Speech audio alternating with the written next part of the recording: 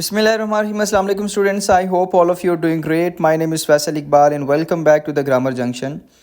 Students, in the exam series today we are going to talk about question number 5C, that is one of the most important topics of English grammar, that is punctuation marks.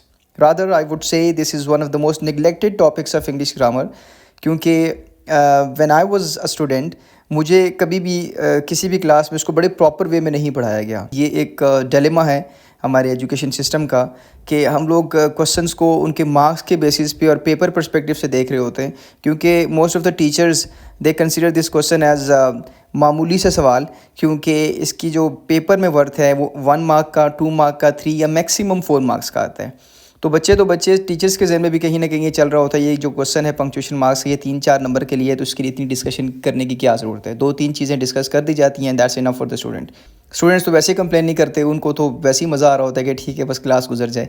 तो इसलिए ये topic मेरे perspective से बहुत ज़्यादा important है. एक तो इसकी ये रीज़न है. दूसरी क्या रीज़न है, उसके पीछे एक छोटी सी कहानी है, वो सुना के मैं इस वीडियो को स्टार्ट करूँगा. Some years back one of my colleagues, उन्होंने मुझसे क्वेश्चन किया then when I was writing something and I put 2 dots and 1 dash on right side on the paper, और उन्होंने कहा ये क्या आपने बनाया. तो मैंने कहा this is a punctuation mark and he said there is no punctuation mark, there is no such punctuation mark in English grammar. तो मैंने कहा नहीं यार, we use this punctuation mark very frequently, तो ऐसे कैसे हो सकता है कि हो ना. तो उन्होंने कहा चलें दिस इज़ योर असाइनमेंट, कल आपने आके मुझे बताना है कि इस पंक्चुएशन मार्क का नाम क्या है. मैंने घर आके सर्च किया और मैंने जितने भी पंक्चुएशन मार्क्स उनको जब मैंने पढ़ा, and I was surprised, there was no such punctuation mark जिसमें 2 डॉट और राइट साइड पे एक डैश लगी होती है, और हम उसको बहुत ज़्यादा यूज़ करते हैं. तो मैंने कहा ऐसे कैसे हो सकता है यार, हम तो इसको यूज़ करते हैं, हम तो इतना इसकी फ्रीक्वेंट इसका यूज़ करते हैं, तो ऐसा कैसे हो सकता है. तो मुझे बाद में समझ आया कि यार उर्दू ग्रामर में 2 डॉट और लेफ़्ट साइड पे जो एक डैश लगती है उसको हम कहते हैं तफसीलिया, लेकिन देयर इज़ नो सच तफसीलिया और सिमिलर टू तफसीलिया इन इंग्लिश. तो वहाँ फिर मुझे ये बात समझ आई कि देखें टॉपिक कभी भी सिंपल नहीं होता, और हम टीचर्स पर क्या गलती करते हैं कि ये लेबल लगा देते हैं कि ये मामूली क्वेश्चन है, 2 नंबर का है, 1 नंबर का, तो हम उस पर मेहनत नहीं करते और ना बच्चों से वो चीज़ डिस्कस करते हैं. उसकी वजह से वो कंसेप्ट कहीं ना कहीं रह जाता है. तो इसलिए आज की वीडियो में वो सारी डिटेल्स जो मुझ तक पहुंची, जो मैंने रिसर्च किया जिनके ऊपर, वो सारी की सारी डिटेल पंक्चुएशन मार्क से रिलेटेड आपके साथ डिस्कस करूंगा. वीडियो को स्किप नहीं करना, एंड तक देखने, ताकि वो जो मकसद लेके मैं आपको ये वीडियो समझा रहा हूँ वो मकसद आप तक पहुँच जाए, और इंशाल्लाह जितने भी पंक्चुएशन मार्क से रिलेटेड आपके कॉन्सेप्ट्स हैं वो यहाँ पे क्लियर होंगे. So without any delay let's start the discussion.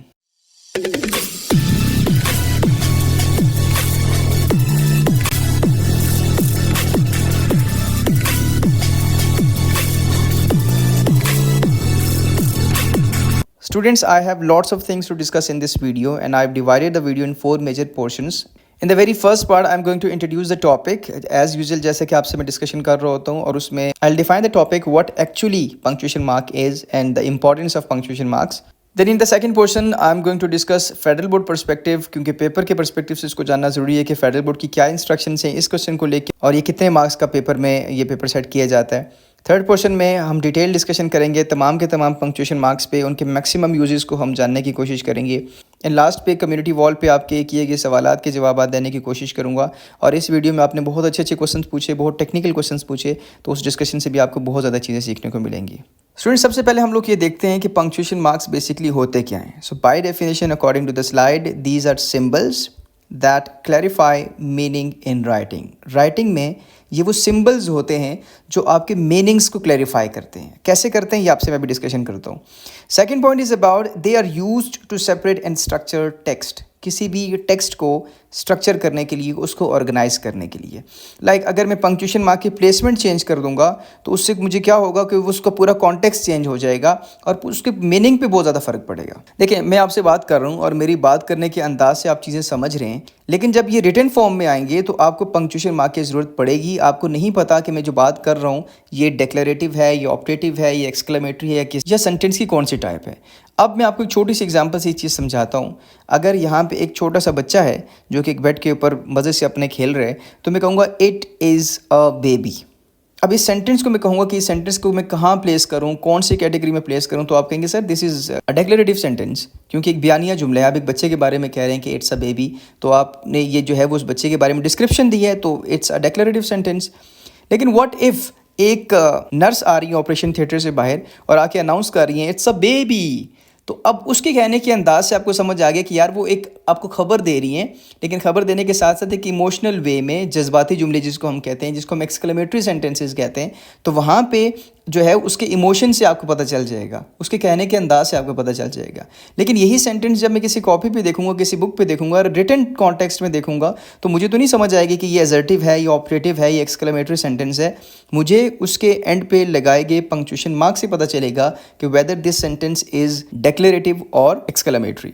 So I hope कि आपको ये चीज़ समझ आ गई है कि ये कैसे सेंटेंस को स्ट्रक्चर करते हैं, कैसे टेक्स्ट को स्ट्रक्चर करते हैं और ये मीनिंग में कैसे मदद देते हैं। अब इसकी इंपॉर्टेंस क्या है एकेडमिक राइटिंग में? It clarifies meaning of sentence, it structures ideas and sentences effectively, it enhances readability and flow of text, it demonstrates professionalism in formal writing, it avoids ambiguity and misinterpretation, and it shows command of language and attention to detail। यही वो बातें जो दो चीज़ें आपके साथ definition में discuss की गई, उन्हीं को मज़ीद इलेबोरेट करने के लिए आपको इंपॉर्टेंस में आई होप कि ये चीज़ समझ आ गई होगी कि जैसे जितनी भी राइटिंग से रिलेटेड जो चीज़ें होती हैं वो राइटिंग में मेच्योरिटी लेके आती हैं। जब आप उनका सही यूज़ करते हैं तो उससे एक प्रोफेशनल किस्म की आपकी राइटिंग होती है और उसमें एक रीडेबिलिटी आती है, उसमें एक फ़्लो आता है। और ज़ाहिर है जब आप उसको एक प्रॉपर वे में लिखेंगे तो आप मिस इंटरप्रिटेशन से या एम्बिग्विटी से आप बचेंगे कि whether this sentence is operative या डिक्लेरेटिव है, या एक्सक्लेमेटरी है, या ये इंटरोगेटिव है। तो ये जब आपने उसको सही तौर पे यूज़ किया होगा तो वो आप एम्बिग्विटी से बच जाएंगे।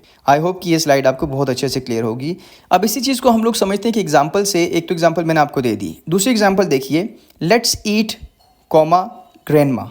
अब इसी सेंटेंस को अगर हम ऐसे लिखें, लेट्स ईट ग्रैंडमा, और दरमियान से कॉमा को हम रिमूव कर दें, तो सपोज पहले कॉन्टेक्स्ट में एक बच्चा अपनी ग्रैंडमा से कह रहा है दादी अम्मा चलें कुछ खाते हैं, लेकिन सेकंड कॉन्टेक्स्ट में वो कह रहे हैं लेट्स ईट ग्रैंडमा, कि चलो दादी अम्मा को खाते हैं।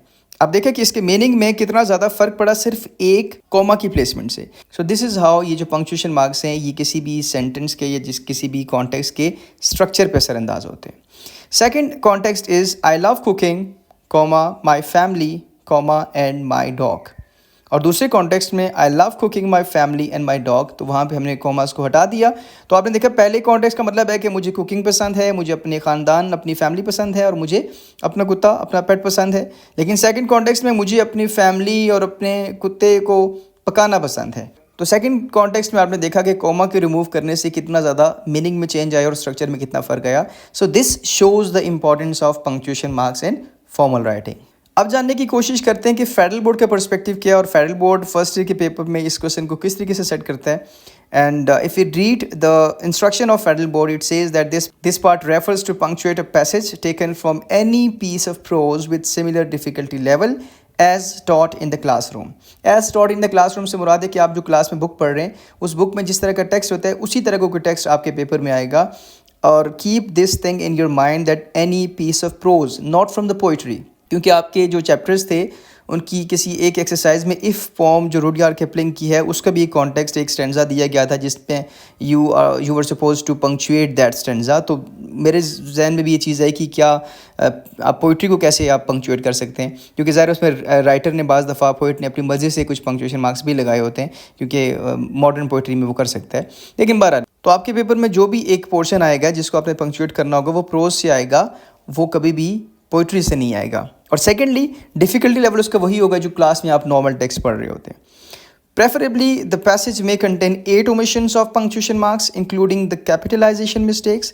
अब कैपिटलाइजेशन यानी किसी लेटर को कैपिटल करना, जैसे फॉर एग्जांपल कोई प्रॉपर नाउन है तो उसका फर्स्ट लेटर हमेशा कैपिटल होगा, या आई का प्रोनाउन जो है वो हमेशा कैपिटल होता है, बेशक वो सेंटेंस के स्टार्ट में आए या दरमियान में, वो हमेशा कैपिटल होता है। ये जो कैपिटलाइजेशन का कॉन्सेप्ट है ये भी आपके क्वेश्चन में ऐड होगा, यानी कि वो पंक्चुएशन मार्क में ही कंसीडर किया जाएगा, ऑल्दो कि उसका पार्ट नहीं होता।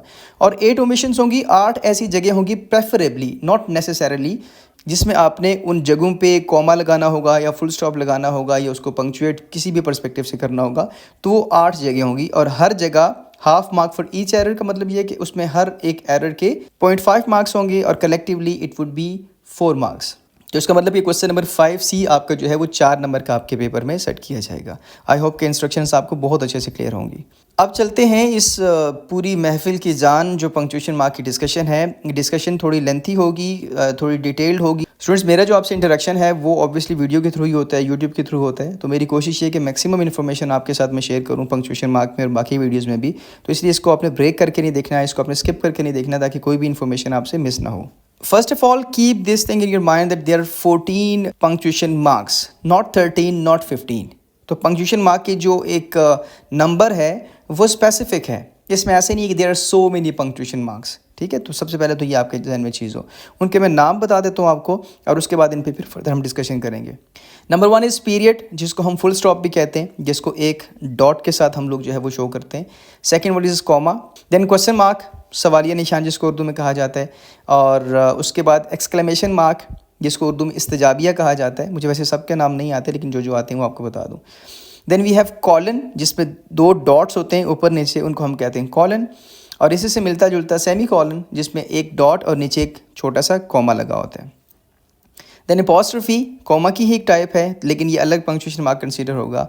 और कोटेशन मार्क, ये भी डबल कॉमाज होते हैं और डबल इन्वर्टेड कॉमाज होते हैं, तो इसको भी हम जो है वो अलग एक सेपरेट उस कैटेगरी के तौर पे देखेंगे। देन वी हैव पैरेंथेसिस, जिसमें ब्रैकेट्स होती हैं, जो राउंड ब्रैकेट्स जिसको हम कहते हैं, और ब्रैकेट्स के नाम से एक अलग भी कैटेगरी है जिसमें हमारे पास स्क्वायर ब्रैकेट्स होती हैं। Then we have hyphen and dash, और इन दोनों में फ़र्क ये है कि हाइफन की जो लाइन होती है वो शॉर्ट होती है और डैश की जो लाइन होती है वो थोड़ी बड़ी होती है। देन वी हैव इलिप्सिस, जिसमें 3 डॉट्स होते हैं, यानी कि 3 पीरियड्स या 3 फुल स्टॉप को अगर आप मिलाएंगे तो वो आपके पास इलिप्सिस बन जाएगा। And at the end we have slash. These are the punctuation marks. अब इन सब पे हम सेपरेट डिस्कशन करेंगे कि किस पंक्चुएशन मार्क का क्या यूज़ है। First we have the period, जिसको हम फुल स्टॉप भी कहते हैं, इसको हम डॉट भी बोल सकते हैं। सो इट्स क्वाइट कॉमन, क्योंकि मोस्ट ऑफ द स्टूडेंट्स इसको तो अच्छे से यूज़ करते हैं और उनको ये पता होता है कि यार ये this is the easiest one, क्योंकि पेपर में इसको यूज़ करना, जैसे सेंटेंस कंप्लीट हुआ फुल स्टॉप लगा दिया, तो ये तो गलती बच्चों की बहुत कम होती है। लेकिन obviously for the sake of discussion we have to discuss this. End of a declarative sentence, use to indicate the end of a statement और फैक्ट। किसी भी सेंटेंस में, जनरली यहाँ पे सेंटेंस बोलूँगा, यहाँ पे डिक्लेरेटिव लिखा है लेकिन आप देखिए नीचे इंपेरेटिव भी लिखा हुआ है।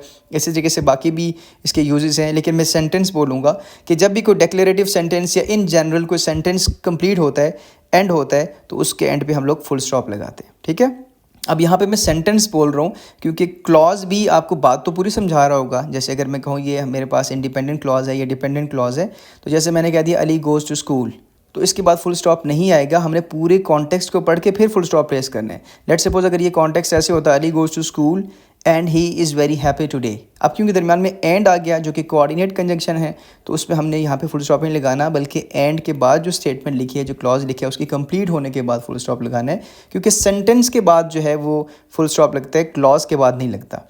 तो इसलिए आपने इसको गौर से पढ़ना है, पहले कॉन्टेक्स्ट को, फिर आपने फुल स्टॉप को प्लेस करना है। देन सेकंड जो इसका यूज़ है that is end of an imperative sentence, please close the door. तो आपने किसी चीज़ पे जब कोई कमांड दी या कोई इंस्ट्रक्शन दी विदाउट एम्फेसाइज, जब आप एम्फेसाइज करेंगे तो उसमें हम उसको चेंज करेंगे, वो आपको नेक्स्ट आने वाली स्लाइड से पता चल जाएगा। तो वहाँ पे हमने फुल स्टॉप लगा दिया। Then sometimes we have abbreviations, जैसे डॉक्टर के लिए DR है, इंजीनियर के लिए ENGR है, तो उसके बाद हमने फुल स्टॉप लगाना है, हमने उसके बाद पीरियड को प्लेस करना है। अच्छा, अगर आप इसमें न भी करें, क्योंकि आपने मेरी बहुत सारी वीडियोस में देखा होगा मैं मिस्टर फैसल लिख रहा होता तो MR के बाद में डॉट नहीं लगाता, तो मॉडर्न इंग्लिश में अगर आप उसके बाद डॉट ना लगाएं तो आपकी गलती कंसीडर नहीं होगी। ठीक है, पेपर में अपने बड़े ध्यान से अब पहले वो 8 जगह फाइंड आउट करनी है और उसके बाद आपने प्लेस करना है। हो सकता है इस तरह की जगह आ रही है और आपको गलतियाँ सिर्फ 7 नज़र आ रही हैं, वहाँ पर तो मतलब है कि यहाँ पर आपको फुल स्टॉप लगाना है।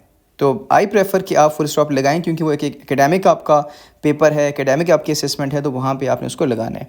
सो डॉक्टर के बाद जो है फुल स्टॉप आएगा, और उसके बाद कोई एब्रीविएशन है जैसे AM, टाइम के लिए हम AM या PM यूज़ करते हैं, तो उसके दरमियान में भी डॉट आएगा। इसमें एक बड़ा इंपॉर्टेंट पॉइंट है, बड़ा टेक्निकल पॉइंट है कि अगर ये AM सेंटेंस के दरमियान में आ रहा है, let's suppose I say he gets up at 5 AM and then goes for Fajr prayer. अब यहाँ पे जो AM आए वो दरमियान में आया है, तो अगर आपने यहाँ पे डॉट या पीरियड को पुट करना है तो A के बाद डॉट, M के बाद फिर डॉट आएगा। तो बच्चे AM के दरमियान में तो डॉट लगा देते हैं, लेकिन उसके बाद M के बाद नहीं लगाते। ठीक है, इनके दरमियान में लगा देते हैं लेकिन इसके एंड पे नहीं लगाते। तो अगर आपने डॉट लगाना है तो फिर दोनों जगह पे लगाना है, और अगर आपने नहीं लगाना तो फिर तो नहीं लगाना, फिर ना दरमियान में आएगा ना एंड पे आएगा। ये बहुत ज़्यादा कॉमन मिस्टेक है। देन इलिप्सिस को तो हम एक स्पेशल कैटेगरी में अलग से पढ़ेंगे, लेकिन 3 पीरियड्स जब आपस में मिलते हैं, 3 डॉट्स जब आपस में मिलते हैं, 3 फुल स्टॉप जब आपस में मिलते हैं, तो हमारे पास क्या बनता है, एक इलिप्सिस बन जाता है, और 3 periods together to form an ellipsis to indicate omission और पॉज इन थॉट। नॉर्मली हम क्या करते हैं, जब किसी पैराग्राफ को लिखना होता है तो हम 3-4 वर्ड्स लिख के उसके बाद डॉट डॉट डॉट लगा के फिर लास्ट वाले 3-4 लफ्ज़ लिखते हैं। इसका मतलब है कि यहाँ से लेकर यहाँ तक ये कॉन्टेक्स्ट है, ये टेक्स्ट है। हम तो वैसे पूरी 2-2 3-3 लाइनों पे लगा देते हैं, तो वो मकसद उसका सारा फोत हो जाता है। लेकिन ये कि इलिप्सिस जो है, याद रखिएगा, ये या तो 3 डॉट्स होते हैं या तो 5 होते हैं, ठीक है। ये दरमियान में 4 और 7 और 8 और 10 और 15 वाला, यानी कि बस डॉट लगाते हैं। जो 2-3 लाइनों में डॉट लगा दिए तो फिर तो उसका मकसद ही ना हुआ ना। तो इलिप्सिस जो है हम लोग जो है वो 3 पीरियड्स को मिला के बनाते हैं। Next is decimal points used in numbers to separate the whole number from the fractional part. यानी कि आपने दरमियान जब पॉइंट लगाना है, जिसको इशारिया कहते हैं उर्दू में, 3.75, तो ये पॉइंट को भी हम लोग पीरियड बोलेंगे या फुल स्टॉप बोलेंगे। उसके बाद एंड ऑफ इनडायरेक्ट क्वेश्चन। अगर एक इनडायरेक्ट क्वेश्चन है, जैसे आपने नरेशन की वीडियो में देखा होगा, जब हम किसी भी क्वेश्चन को इनडायरेक्ट फॉर्म में चेंज करते हैं तो हम उसके एंड पे क्वेश्चन मार्क नहीं लगाते, हम उसके एंड पे फुल स्टॉप लगाते हैं। ये भी बहुत टेक्निकल पॉइंट है। She asked where the situation was, इसके बाद क्वेश्चन मार्क नहीं आएगा, इसके बाद फुल स्टॉप आएगा, क्योंकि ये मेरे पास इनडायरेक्ट फॉर्म है, डायरेक्ट फॉर्म नहीं है। और उसके बाद end of polite request, sometimes used in polite request that are phrased as statements rather than question. तो बाज़ दफ़ा आपने जो बात बोली होती है इनफॉर्मल राइटिंग में, वो आपने एक स्टेटमेंट बोली होती है, आपने वहाँ पे सवाल नहीं पूछा होता, ऑल्दो कि स्ट्रक्चर दिखने में आपको वो सवाल का लग रहा होता है। Could you pass the salt, इसके बाद फुल स्टॉप। ये थोड़ा सा याद रखिएगा कि ये इनफॉर्मल डिस्कशन है। ये जो लास्ट वाला पॉइंट है, ये इनफॉर्मल राइटिंग में ऐसा होता है, फॉर्मल राइटिंग में ऐसा नहीं होता। क्योंकि जब हम क्वेश्चन मार्क की बात करेंगे तो वहाँ पर यही एग्जाम्पल मैं कोट करूँगा और उसके बाद क्वेश्चन मार्क होगा। तो आपने परेशान नहीं होना कि वहाँ आपने फुल स्टॉप बताया था और यहाँ आप जो है क्वेश्चन मार्क बता रहे हैं। इसके दोनों यूजेस हैं। ये इनफॉर्मल है, ये आपने पेपर में ये काम नहीं करना। अगर इस तरह का पोर्शन आता है तो आपने उसके एंड पे क्वेश्चन मार्क ही प्लेस करने, क्योंकि हम लोग पेपर में फॉर्मल राइटिंग पे फोकस करते हैं, नॉट इनफॉर्मल। देन उसके बाद कॉमा है, उसके यूजेस देखते हैं, और ये थोड़े ज़्यादा हैं, ऑल्दो कि मैंने पीरियड पे भी काफ़ी टाइम स्पेंड किया, लेकिन इसके यूजेस ज़्यादा हैं, तो इसको बहुत अच्छे से सुनिएगा। The very first use of comma is separating items in a list. आपके पास एक लिस्ट है जिसमें नंबर ऑफ़ आइटम्स हैं, तो उन आइटम्स को आपस में सेपरेट करने के लिए हम लोग क्या करते हैं, कॉमा का यूज़ करते हैं। I bought apples, comma oranges, comma and bananas. लेकिन यहाँ पे एक बात आपने याद रखनी है कि बहुत सारे बच्चों का ये सवाल होता है कि सर एंड से पहले कॉमा लगाएं या ना लगाएं। तो अगर आप एंड से पहले कॉमा लगाएं फिर भी आप ठीक हैं, अगर ना लगाएं फिर भी आप ठीक हैं। लेकिन आई रिकमेंड के लगाएं। क्यों लगाएं, इसकी बड़ी एक इम्पॉर्टेंट रीज़न है कि इस कॉमा को जो कि एंड से पहले लगाया जाता है, इसको हम कहते हैं ऑक्सफोर्ड कॉमा या हार्वर्ड कॉमा। तो जब एक कॉमा की एक स्पेसिफिक टर्म यूज़ होती है, ठीक है, ग्रामर में या लिंग्विस्टिक्स में, जब उसके लिए एक स्पेशल नाम है तो उसका मतलब है कि उसकी एक स्पेशल इंपॉर्टेंस है। तो जब आप एकेडमिक राइटिंग करें तो आप उसमें वहाँ पे कॉमा लाजमी प्लेस करें, ठीक है। Then the second use is before coordinating conjunctions. One of the students asked this question कि हमने अपने कॉमा का यूज़ बताना है क्लॉजेस के दरमियान में कि कैसे उसको प्लेस किया जाए, तो उनके लिए डिस्क्रिप्शन होगी, लेकिन एंड पे मैं दोबारा से आपको रिमाइंड करवा दूंगा। Placed before coordinating conjunctions. Coordinating conjunction कौन से होते हैं, फॉर, एंड, नॉर, बट और येट, सो। इसके लिए मैंने छोटा सा एक फॉर्मूला बताया है, आई होप कि आपने सुना होगा। अगर नहीं भी सुना तो मुझे आप कमेंट्स में बताएं, वो बच्चे जिनको पता है कि ये जो कोऑर्डिनेट कंजंक्शन को याद करने के लिए एक छोटा सा फार्मूला होता है, वो उसको क्या कहते हैं, वो आप कमेंट बॉक्स में मुझे बताएंगे। बहरहाल, it is placed before coordinating conjunctions when connecting independent clauses. I wanted to go for a walk but it started to rain. अब यहाँ पे बट क्योंकि मेरे पास कोऑर्डिनेटिंग कंजंक्शन है तो इससे पहले हमने कॉमा को प्लेस किया, जो कि नॉर्मली हम जब फ्लो में लिख रहे होते हैं हम कभी भी उसको प्लेस नहीं करते। आपकी शायद बाकी क्वेश्चंस में तो ऑब्वियसली ये गलती नहीं निकलेगी, लेकिन अगर इस तरह की कोई सिचुएशन आपके पंक्चुएशन के पोर्शन में आ जाए तो आपने वहाँ पर लाजमी इसको पुट कर रहे हैं। Third point is very interesting, setting of introductory elements used often introductory words, phrases और क्लॉजेस, ठीक है। अब इंट्रोडक्टरी यानी कि ये ऑब्वियसली स्टार्ट में ही होंगे। After dinner we went for a walk, तो आफ्टर डिनर के बाद आपने यहाँ पे कॉमा लगा दिया। इंट्रोडक्टरी वर्ड भी हो सकता है, फ्रेज भी हो सकता है, क्लॉज भी हो सकता है। जैसे मैं कहूँ सडनली आई सॉ हिम, तो सडनली के बाद आपने कॉमा लगा दिया। तो ये सडनली का जो वर्ड है ये हमारे पास इंट्रोडक्टरी वर्ड है, ठीक है। यहाँ पे इस कॉन्टेक्स्ट में आफ्टर डिनर जो है ये इंट्रोडक्टरी फ्रेज था, ठीक है। तो इस तरह के कॉन्टेक्स्ट में भी हमने कॉमा लगाना होता है। Then separating adjectives used to separate two or more adjectives that equally modify a noun. For example, it was a long, tiring day. तो अगर आपने एक से ज़्यादा अगर एडजेक्टिव्स यूज़ करने हैं तो आप उनके दरमियान में क्या प्लेस करेंगे, एक कॉमा प्लेस करेंगे। Then next use is setting of non essential information.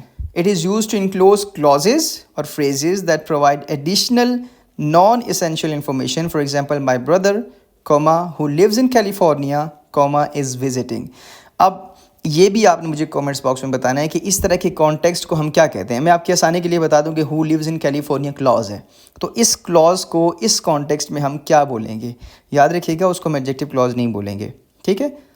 उसका एक और नाम है, वो आपसे पूछना मैं चाह रहा हूँ। तो बहरहाल, तो आपने सेंटेंस था हमारे पास, my brother is visiting, my brother is a sportsman, my brother is studying in the class. अब कौन सा भाई, my brother who lives in California, who lives in Canada, तो आपने ब्रदर की डिस्क्रिप्शन दी, ठीक है। तो ये आप कह सकते हैं कि ये एडिशनल इन्फॉर्मेशन थी या समटाइम्स नॉन एसेंशियल इन्फॉर्मेशन थी। तो इससे पहले और इसके बाद में दोनों जगहों पे हमने कॉमा को प्लेस करना है। Next is before and after direct address, used when directly addressing someone. For example, thank you सारा फॉर योर हेल्प, तो थैंक यू के बाद कॉमा, सारा के बाद फिर कॉमा, फॉर योर हेल्प, क्योंकि आप डायरेक्टली किसी को एड्रेस कर रहे हैं। इस कॉन्टेक्स्ट में सारा को जैसे एड्रेस किया जा रहा है। The next point is setting off positives used to separate nouns that rename और clarify another noun. For example, my friend comma an excellent cook made dinner. अब यहाँ पे सेंटेंस था माय फ्रेंड मेड डिनर, लेकिन आपने friend की description क्या दी, N excellent cook, जो कि मेरे पास एक फ्रेज़ है। तो आपने इससे पहले और इस फ्रेज़ के बाद में आपने कॉमा सेट करना है। Then separating dates and addresses, this is quite common. It is used in dates and addresses to clarify parts. I hope you're familiar with this because जब हमने लेटर राइटिंग की बात की थी तो उसमें हमने डेट पे डिस्कशन की थी कि डेट में आपने किस तरीके से कॉमा कहाँ प्लेस करना है। हमेशा आपने कॉमा ईयर से पहले प्लेस करना होता है। आपने मंथ और डेट के दरमियान में कॉमा नहीं लिखना होता।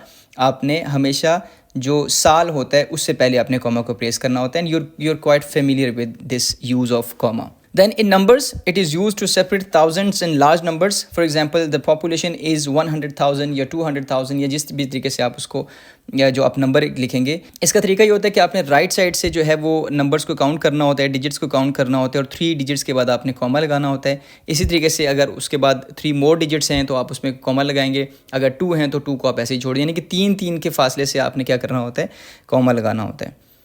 Then the last point in this slide is before quotation marks, used before a direct quote, especially when introducing it. I hope कि आपने नरेशन वाली वीडियो देखी होगी। उसमें जब हम डायरेक्ट नरेशन लिखते हैं तो हम लिखते हैं he said, comma inverted comma start, I will be there soon. तो आपने दोनों को सेपरेट करने के लिए, यानी कि रिपोर्टिंग स्पीच और रिपोर्टेड स्पीच को सेपरेट करने के लिए दरमियान में कॉमा लगाना होता है। Next we are going to discuss is the uses of question mark. The very first use is ending direct questions used at the end of a sentence to indicate a direct question. For example, what time is the meeting? तो उसके बाद obviously सवाल पूछा जा रहा है तो उसमें आपने question mark लगाना है।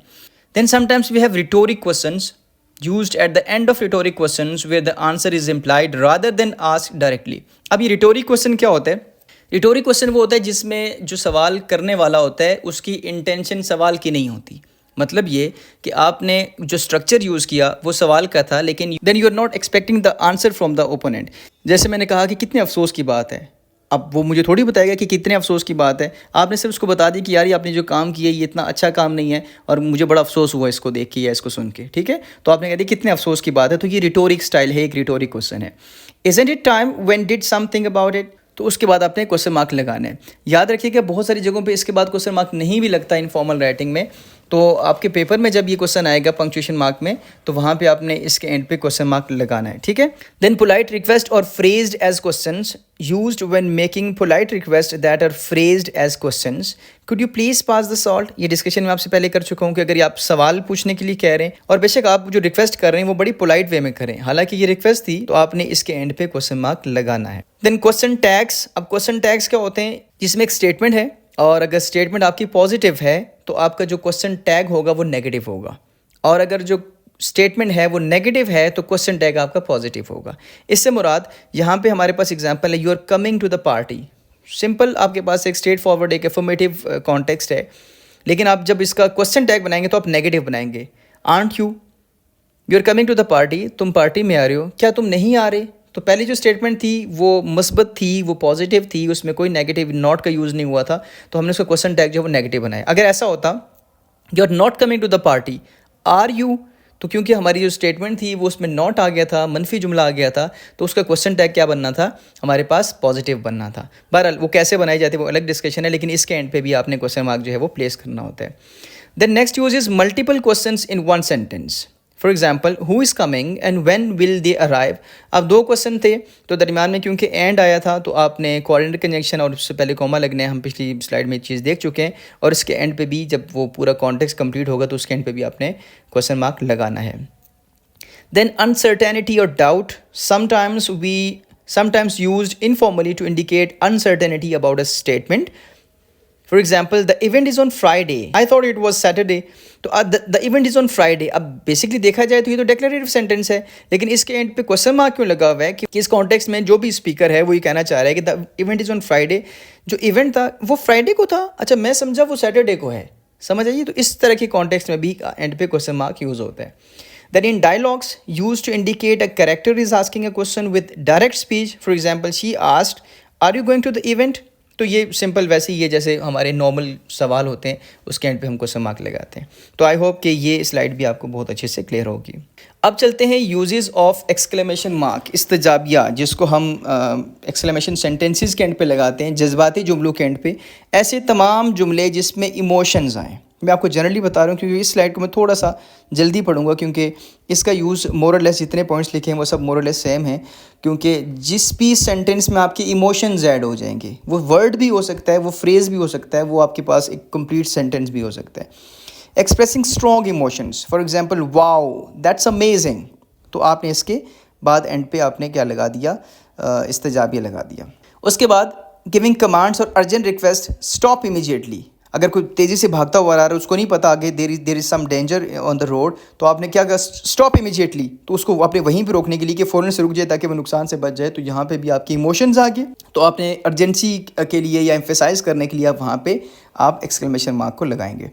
देन एम्फेसाइजिंग अ पॉइंट और statement, this is the best cake I ever had, या आप किसी चीज़ पे ना एम्फेसाइज करें, किसी चीज़ पे आप जोर दे रहे हैं, स्ट्रेस देना चाह रहे हैं, या किसी चीज़ की इंपॉर्टेंस को आप हाईलाइट करना चाह रहे हैं, तो आपने उसके एंड पे भी आपने, क्योंकि जाहिर है जब आप किसी चीज़ पे स्ट्रेस दे रहे हैं या किसी चीज़ को हाईलाइट करना चाह रहे हैं तो आपके इमोशंस उसमें ऐड होते हैं। मैं बार बार एक वर्ड इमोशंस का यूज़ कर रहा हूँ, ठीक है, तो आप उसके एंड पे भी एक्सक्लेमेशन मार्क को है पुट करेंगे। देन इंडिकेटिंग लाउड साउंड्स और reactions, boom the firework lit up the sky, boom के बाद आपने क्या लगा दिया, एक्सक्लेमेशन मार्क, क्योंकि ये एक लाउड साउंड को, जैसे वो पटाखे या जिसको हम वो सूतर बम कहते हैं, जब शादी में फायर वर्क होता है तो उसमें जैसे ही आसमान पे गया तो एक ज़ोरदार धमाके से आवाज़ हुई, पूरा आसमान जो टिमटिमाते हुए तारों से भर गया, तो आपने उस एक लाउड साउंड के बाद भी जो है ना इस एक्सक्लेमेशन मार्क को लगाना है। Then in direct speech, use to indicate that a character is shouting, exclaiming or expressing strong emotions with direct speech. He shouted, watch out. किसी के बारे में आप बता रहे हैं कि वो चिल्लाया, क्या चिल्लाया, watch out देखो, या मदद या हेल्प, इस तरह का कोई भी वर्ड आप यूज़ कर सकते हैं। हेल्प वर्ड यूज़ किया उसके बाद भी आप यहाँ पे, क्योंकि ज़ाहिर है वो जब मदद के लिए चिल्ला रहे हैं तो उसमें इमोशंस उसके आ जाएंगे, जब इमोशंस आ जाएंगे तो आप उसके एंड पे एक्सक्लेमेशन मार्क को पुट कर देंगे। Then expressing surprise in rhetoric questions, for example you did what, तो आपने यहाँ पे क्वेश्चन मार्क भी लगा दिया और उसके बाद यहाँ पे एक्सक्लेमेशन मार्क भी लगा दिया। Last point is adding energy to informal writing, used in casual writing to add excitement or enthusiasm. I can't wait for the concert tonight. कि आज रात को कॉन्सर्ट है और मैं बिल्कुल उसका वेट नहीं कर सकता, I am very excited about that. तो ऑब्वियसली उसमें इमोशंस आ गए, तो आप उसके एंड पे एक्सक्लेमेशन मार्क को लाजमी पुट करेंगे। Then the next discussion is about uses of colon, जिसमें 2 डॉट्स होते हैं, और ये कब कब यूज़ किया जाता है। First of all introducing list और explanations. A colon is used to introduce a list or an explanation that follows an independent clause. For example, there are 3 things I need to buy. अब इसके बाद आपने एक list को show करना है, तो लिस्ट को शो करने के लिए आपने पहले 2 कॉलन लगाए। तो क्या क्या आपको चीज़ चाहिए जो आपने ख़रीदनी है, bread comma milk comma and eggs. तो जब आपने किसी लिस्ट को इंट्रोड्यूस करना होता है, हम लोग क्या करते हैं, फॉलोइंग और द रीजंस ऑफ डिफॉरेस्टेशन। उसके बाद हम कॉलन की जगह वो जो मैं आपको बता रहा था कि गलत यूज़ करते हैं, 2 डॉट लगा के एक डैश लगाते हैं, तो बेसिकली वो गलत है। आपने वहाँ पे कॉलन यूज़ करना होता है। मैं उसको अपनी ज़ुबान में बच्चों को कहता हूँ चिड़िया नहीं बनानी उसके बाद आपने बेसिकली वहाँ पे वो चिड़िया यूज़ नहीं करनी। Then second point is separating titles and subtitles. Colons are used to separate titles from subtitles in book, articles or essays. For example, The Art of Writing, उसके बाद कॉलन आ जाएगा, a guide for beginners. तो basically आपने बहुत सारी जगहों पे इस तरीके से देखा होगा। अब नॉर्मली चैट जीपीटी को जब हम यूज़ करते हैं तो उसमें जब हम किसी एक टॉपिक पे रिसर्च करते हैं तो उसमें आपको वो इस तरीके से पहले टाइटल और उसके बाद उसका सब टाइटल हो उसको इस तरीके से शो कर रहा होता है। अगर आप कोई नॉवल पढ़ रहे हैं, ब्रदर इन द लैंड आपने नॉवल पढ़ा और ब्रदर इन द लैंड उसका टाइटल है, उसके बाद कॉलन लगेगा और उस एक्ट के ऊपर जो उसको टॉपिक दिया जाएगा वो उसके ऊपर वहाँ पे लिख दिया जाएगा। ठीक है, तो इस तरीके से भी इसको यूज़ करते हैं। Then introducing quotations, he always said the same thing colon, work hard and be kind. अच्छा, इसका यूज़ आई डोंट नो कि आप बच्चों को इसका यूज़ पता है या नहीं पता, क्योंकि नॉर्मली जब हम किसी भी रिपोर्टेड स्पीच को रिपोर्टिंग स्पीच से जब हम सेपरेट करते हैं तो वहाँ पे हम कॉमा लगाते हैं, लेकिन आपके इत्तला के लिए अर्ज़ है कि वहाँ पे हम कॉलन को भी पुट कर सकते हैं। ये हमारे यहाँ हमारे कॉन्टेक्स्ट में पाकिस्तान में तो मैंने शायद किसी को भी यूज़ करते हुए नहीं देखा, लेकिन यहाँ पे हम कॉलन को पुट कर सकते हैं। तो आपके पास ऑप्शन है, आप कॉलन भी लगा सकते हैं, आप कॉमा भी लगा सकते हैं, लेकिन क्योंकि पाकिस्तानी एग्जामिनर्स ने आपका पेपर चेक करना होगा तो आई वुड प्रेफर कि आप वहाँ पे कॉमा ही लगाएं। ये ना कोई गलत कर दे फिर आप कहेंगे सर फैसल ने हमें गलत गाइड किया था। अच्छा, उसके बाद एम्फेसाइजिंग अ कंक्लूजन और result, a colon can be used to emphasize a conclusion or an explanation that follows from the first clause. For example, she had only one option. क्या? Leave the city immediately. तो यहाँ पे आपने इस तरीके से आपने उसको यूज़ करना है। जब आप किसी कंक्लूजन या किसी भी एक्सप्लेनेशन पे आप जब एम्फेसाइज करना चाहते हैं तो आप वहाँ पे उस कॉन्टेक्स्ट में भी यहाँ पे कॉलन को यूज़ करते हैं। Then in time notation, simply जब टाइम देखते हैं 3:30 में तो 3 के बाद कॉलन लग गया, फिर 30 यानी कि 2 डॉट्स आगे, इस पर ज़्यादा टाइम लगाएंगे। रेशोज़ में यूज़ कर सकते हैं, मैथ्स में 20:1 तो 20 के बाद आपने 2 डॉट लगा दिए, उसको हम रेशो पढ़ते हैं मैथ्स में, यहाँ पे हम इंग्लिश में उसको कॉलन पढ़ते हैं। Then formal letters and salutations, yes, ये जो चीज़ मैं आपसे डिस्कस कर रहा था, a colon follows a salutation in formal letters और emails, for example dear hiring manager. हम नॉर्मली इसके बाद क्या लगाते हैं, एक्सक्लेमेशन मार्क लगाते हैं। ठीक है, क्योंकि एक्सक्लेमेशन मार्क से मुराद ये कि जब हम उनको सलाम करते हैं अस्सलाम वालेकुम, तो बेसिकली आप किसी से ये कह रहे होते हैं कि आप पे सलामती हो।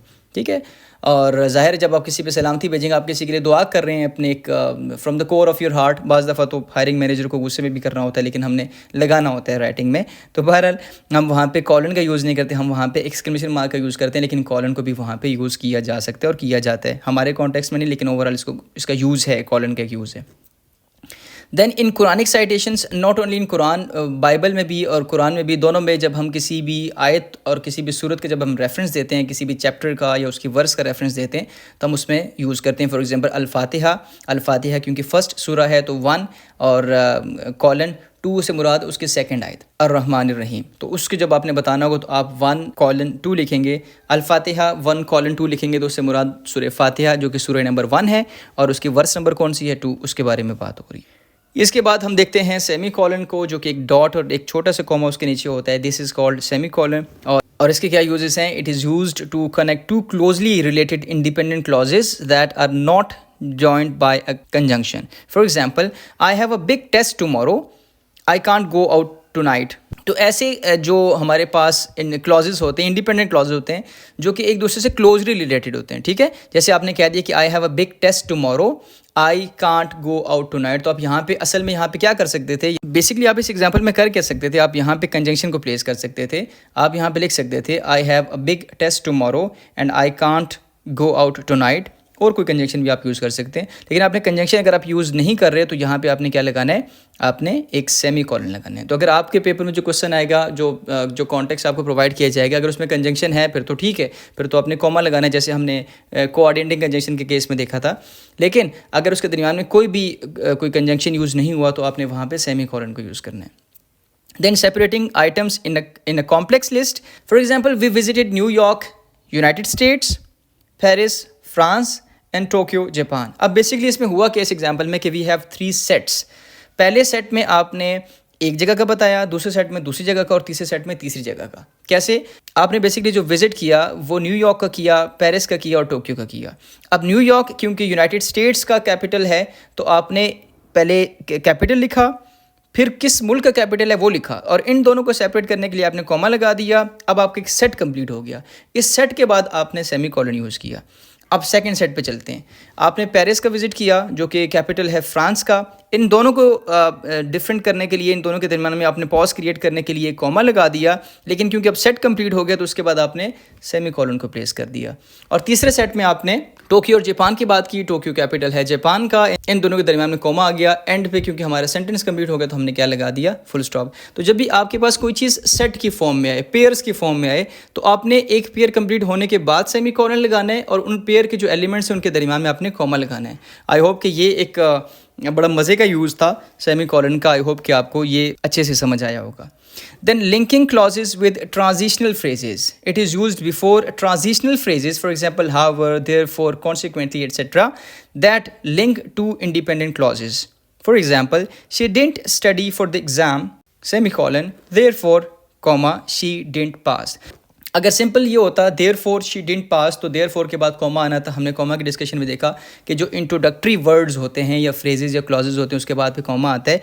लेकिन क्योंकि ये इस फॉर्म में था जहाँ पे हमारे पास टू इंडिपेंडेंट क्लॉजेज थे। पहला इंडिपेंडेंट क्लॉज था she didn't study for the exam और दूसरा ये था शी डिडंट पास। तो इसके दरमियान में आपने क्या लगा दिया, सेमीकोलन लगा दिया। ये अगर आपको वो पेयर वाली बात समझ आ गई तो कहीं ना कहीं आप इसको पेयर की फॉर्म में कंसीडर कर सकते हैं, क्योंकि देयर फोर और शी डिडंट पास आप अगर आप इसको पेयर की फॉर्म में कंसीडर करें तो उन दोनों के दरमियान में कॉमा आ गया और इस पूरे पोर्शन को दूसरे पोर्शन से सेपरेट करने के लिए आपने सेमीकोलन का यूज़ कर दिया। ठीक है।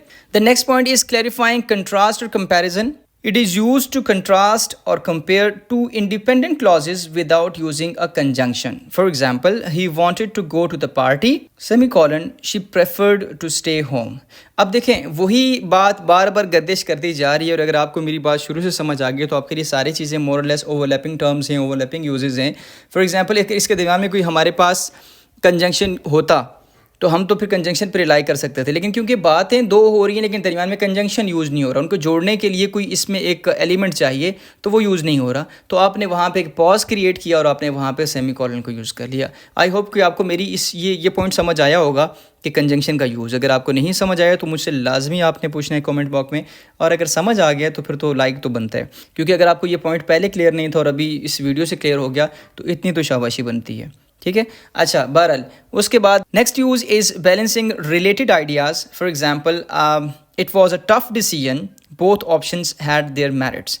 It was a tough decision और उसके दरमियान में एक पॉज क्रिएट किया, both options had there merits. Basically जो हमारे पास कॉमा है, जो हमारे पास कॉलन है और जो हमारे पास सेमी कॉलन है, ये तीनों पॉजेज़ क्रिएट करते हैं। अगर मैं बात करूँ स्पोकन वर्जन की तो तीनों पॉजेज़ क्रिएट करते हैं, लेकिन जो हमारे पास कॉमा है वो स्मॉल पॉज क्रिएट करता है, जो सेमी कॉलन है वो उससे ज़्यादा, और जो सबसे ज़्यादा पॉजेज़ आते हैं इन तीनों में कंपैरेटिवली वो हमारे पास कॉलन में आता है। ठीक है।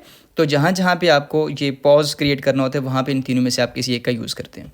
Next is avoiding confusion in lengthy sentences, used to avoid confusion in longer sentences that contains multiple clauses or commas. तो अगर आपका सेंटेंस कोई बहुत बड़ा सेंटेंस है, बहुत बड़ा आपका एक कॉन्टेक्स्ट है, तो उसमें आपने कहाँ पे पॉजेज देने, जैसे मैं आपसे पहले कह चुका था।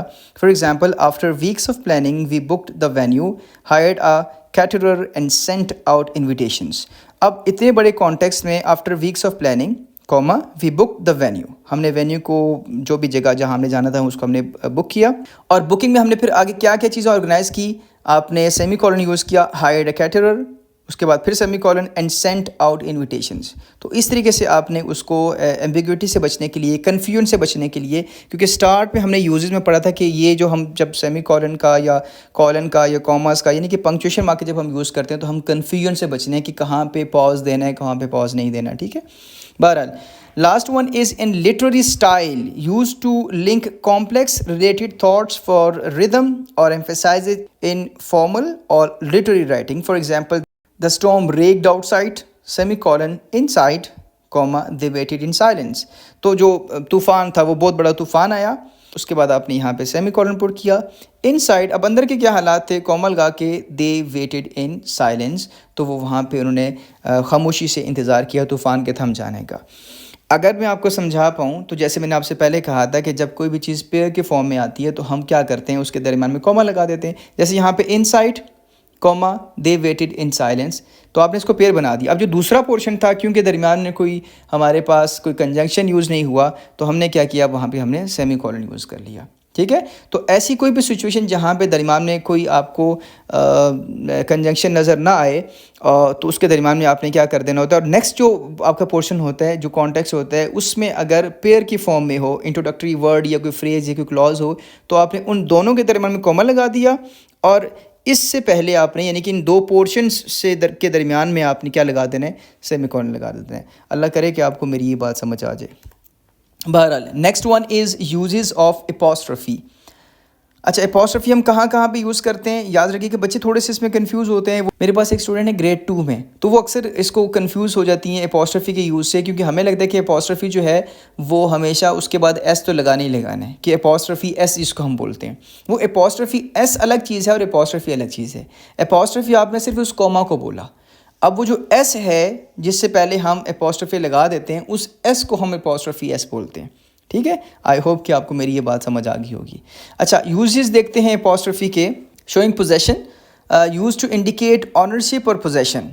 तो आपने जब किसी भी एपोस्ट्रफी के बाद एस को लगा दिया, तो उस एपोस्ट्रफी को हम एपोस्ट्रफी एस बोलते हैं। The teachers lounge is on the second floor. Teacher का जो लाउंज था वो कहाँ पे था, सेकेंड फ्लोर पे था। अब ये जो एपोस्ट्रफी है जिसके बाद एस भी लगाया जाता है पोजीशन के लिए, इसको उर्दू में हम कहते हैं का, की के लिए इस्तेमाल होता है। टीचर का बस्ता, टीचर की किताब, समझ आ गया। तो वहाँ भी हम एपोस्ट्रफी एस को यूज़ करेंगे। अच्छा, इसमें भी अगर ऐसा होता है कि लेट सपोज हमारे पास दो टीचर्स हैं और दोनों टीचर्स ने एक रूम शेयर किया हुआ है, तो हम कहते हैं उन दोनों टीचर्स का जो कमरा है वो ऊपर है। अब हमने कह दिया the teachers lounge is on the second floor. अब टीचर्स के लिए जो मुझे उसके जमा के लिए सीगा इस्तेमाल करना है, एक है तो टीचर, ज़्यादा हैं तो टीचर्स। अब यहाँ पे एपोस्ट्रफी कहाँ पुट किया जाए, तो यहाँ पे आपने एपोस्ट्रफी बिल्कुल एंड पे पुट करना है, यानी कि TEACHERS फिर एपोस्ट्रफी, उसके बाद आप दोबारा से एस नहीं लगाएंगे। ठीक है, अगर कैट है तो CAT cat apostrophe s, cats colour is black. अगर दो बिल्लियाँ आपके सामने हैं और दोनों का रंग काला है, तो आप उसमें CATS लगाएंगे और उसके बाद फिर कॉमा लगाएंगे, दोबारा से आप एस नहीं लगाएंगे।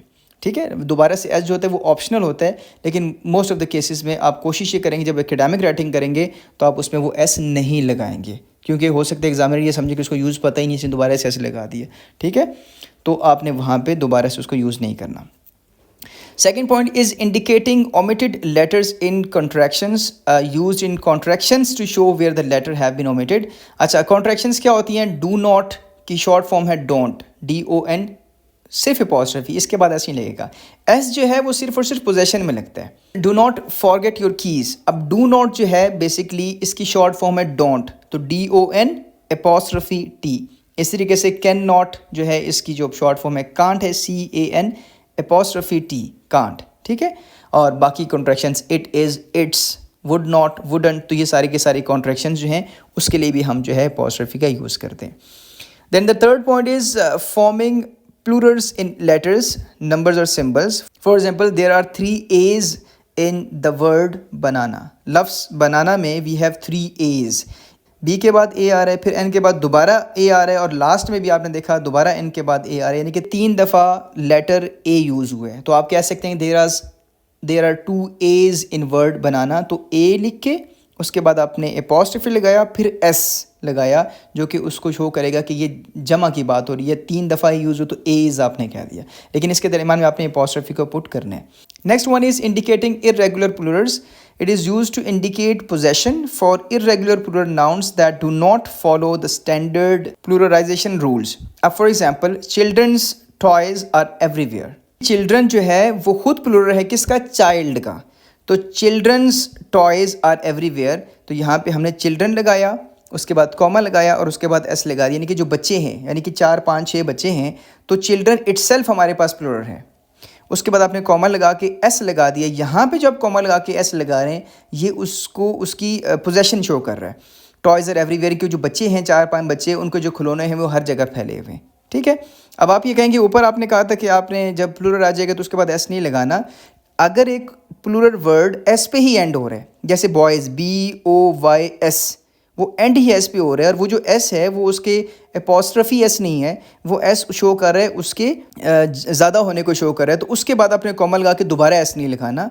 लेकिन अगर इस तरह के केस में आप देखेंगे जहाँ पे वर्ड CHILDREN चिल्ड्रन है, जो कि इटसेल्फ एक प्लूरल फॉर्म है, इसके बाद एस लगाने की ज़रूरत नहीं है। चाइल्ड था और चाइल्ड का प्लूरल हमारे पास चिल्ड्रन हो गया, तो उसके बाद अपॉस्ट्रोफी एस लगाएंगे। अच्छा, मज़े की बात, एक बात मुझे याद है आपके साथ में शेयर करूँ। एक बच्चा है जिसका नाम ही एस पे एंड हो रहा है, ठीक है, कोई भी नाम हो सकता है। जैसे मैं कहूँ शम्स, तो SHAMS शम्स। मैं कहता हूँ कि शम्स का बस्ता नीला है, तो शम्स SHAMS लगाएंगे, फिर अपॉस्ट्रोफी लगाएंगे, फिर दोबारा एस लगाएंगे, क्योंकि पहला वाला जो एस था वो तो उसका नाम का हिस्सा था। उसके बाद अपॉस्ट्रोफी एस पोजीशन के लिए यूज़ किया कि शम्स का बस्ता, ठीक है। अच्छा, फिर मज़े की बात, आप कन्फ्यूज़ नहीं होइएगा, दो बच्चे हैं, दोनों का नाम शम्स है और दोनों के बस्ते नीले हैं, तो आपने कह दिया SHAMS अपॉस्ट्रोफी, फिर आप एस लाजमी लगाएंगे एंड पे। आपने फिर लगाना है SHAMS और उसके बाद आपने अपॉस्ट्रोफी लगाना है। अब यहाँ पे शम्स बच्चे का नाम है, जिसका जो एंड पे एस है वो उसके जमा होने को शो कर रहे हैं, और उस पे जो कॉमा लगा हुआ है एंड पे, जिसके बाद दोबारा एस नहीं लगा हुआ, इसका मतलब ये है कि दो बच्चे हैं जिनका नाम जो है वो शम्स है। शम्स बैग्स आर ब्लू, ठीक है। जो दो बच्चे हैं शम्स, ये पहला बच्चा है, ये दूसरा बच्चा, इन दोनों के बैग जो हैं दोनों ब्लू हैं। तो अगर आप इसमें कंफ्यूज हैं तो आप मुझसे जो है वो कमेंट बॉक्स में पूछ सकते हैं, दोबारा से मैं आपको बता दूंगा। और एक दफ़ा दोबारा से इस स्टेटमेंट को सुनिएगा, क्योंकि दो तीन चीज़ें मैंने आपको इकट्ठी बताई हैं, ज़ाहिर है डिस्कशन, इसीलिए मैं कह रहा था कि ये पंक्चुएशन मार्क जो है वो इतना, it's not a piece of cake, थोड़ा सा समझना पड़ता है अगर आप टेक्निकली इसकी सारी चीज़ें समझना चाहते हैं।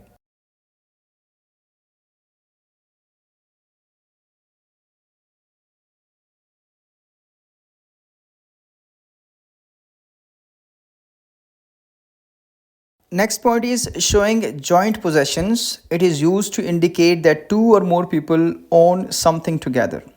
Add apostrophe to the last noun only. For example, Alice and Bob's car is new. अब basically the car belongs to both. अभी जो गाड़ी है ये एलिस की भी है और बॉब की भी है, तो आपने दोनों के एंड पे अपॉस्ट्रोफी एस नहीं लगाना, बल्कि आपने सिर्फ जो एंड वाला होगा, जो दूसरे नंबर पे होगा, अब मैं पाकिस्तानी कॉन्टेक्स्ट में कहूँ तो Faisal and Asad car is new, तो फैसल और असद की गाड़ी, ठीक है। तो जो सेकंड पर्सन होगा, जो सेकंड नाउन होगा, उसके बाद आप अपॉस्ट्रोफी लगाएंगे। देन इसका एक और यूज़ है showing individual possession, use to indicate that two और more people own separate items, add in apostrophe to each noun. For example, Alice and Bob's car are parked outside. अब इस case में Alice की अलग गाड़ी है और बॉब की अलग गाड़ी है। इन दोनों पॉइंट्स को अगर मैं मर्ज करूं, तो अगर तो दो अशखास हैं, दो नाउन्स हैं और उनकी एक ही चीज़ है, असद की और फैसल की गाड़ी एक ही है, तो असद एंड फैसल्स कार होगा। और अगर दोनों के पास अल्लाह ने अच्छा खासा पैसा दिया हो, तो फैसल की अलग गाड़ी है और असद की अलग गाड़ी है, तो आप कहेंगे Faisal's and Asad's cars are parked outside. समझ आ रही है आपको? वैसे असद मेरे बड़े भाई का नाम है और फैसल मेरा नाम है, तो हम दोनों की इंशाल्लाह जब सेपरेट गाड़ी होंगी तो हम उस टाइम कहेंगे Faisal's and Asad's car are parked outside. बहरहाल, in time expression used to indicate duration और time related possession. For example, a week's vacation is what I need.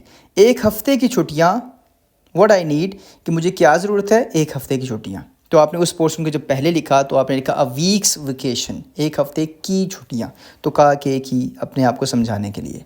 And the last point is omitting numbers in dates, use to show the omission of first 2 digits of a year, often in informal writing. हम क्या लिखते हैं, 28 अक्टूबर 1990। हाँ, वैसे ये मेरी जो है वो डेट ऑफ बर्थ है, इसलिए मेरे जहन में आ गई, आ भी रही है, आप मुझे विश भी कर सकते हैं। अच्छा, 28 अक्टूबर, अब इसमें क्या होता है कि 28 अक्टूबर 1990, तो हम 1990 की जगह सिर्फ 90 लिख देते हैं। तो आप इनफॉर्मल राइटिंग में क्या करते हैं कि 90 से पहले आपने अपॉस्ट्रोफी लगा दिया। हम लोग यूज़ नहीं करते क्योंकि ज़ाहिर एक फॉर्मल राइटिंग का वो हिस्सा नहीं है, तो हम उसको इतना अच्छे से नहीं करते, लेकिन इनफॉर्मल राइटिंग में इसका यूज़ होता है, ठीक है। उसके बाद चलते हैं कोटेशन मार्क। जब भी आप किसी की बात को कोट करोगे, किसी एक शख्स की या किसी की भी कोई स्टेटमेंट हो सकती है, उसको आप एज इट इज़ कोट करोगे, तो आपने वहाँ पे कोटेशन मार्क यूज़ करना है। अब आपके जहन में आ रहा होगा सर ने पिछली जितनी स्लाइड्स की हैं इसमें तो कोटेशन मार्क हमें हर जगह पे नज़र आया। बेसिकली वो एग्जाम्पल थी, तो एग्जाम्पल को हाईलाइट करने के लिए कोटेशन मार्क वहाँ पर लगाया गया था। बहरहाल, the very first point is indicating direct speech. She said I will be there at 7, तो I will be there at 7 क्योंकि उसके मुंह से निकली हुई बात थी, डायरेक्ट कोटेशन थी, तो हमने उसको इन्वर्टेड कॉमास के अंदर लिखा। Second point is quoting text और phrases. It is use to cite specific text, phrases और portions of a work.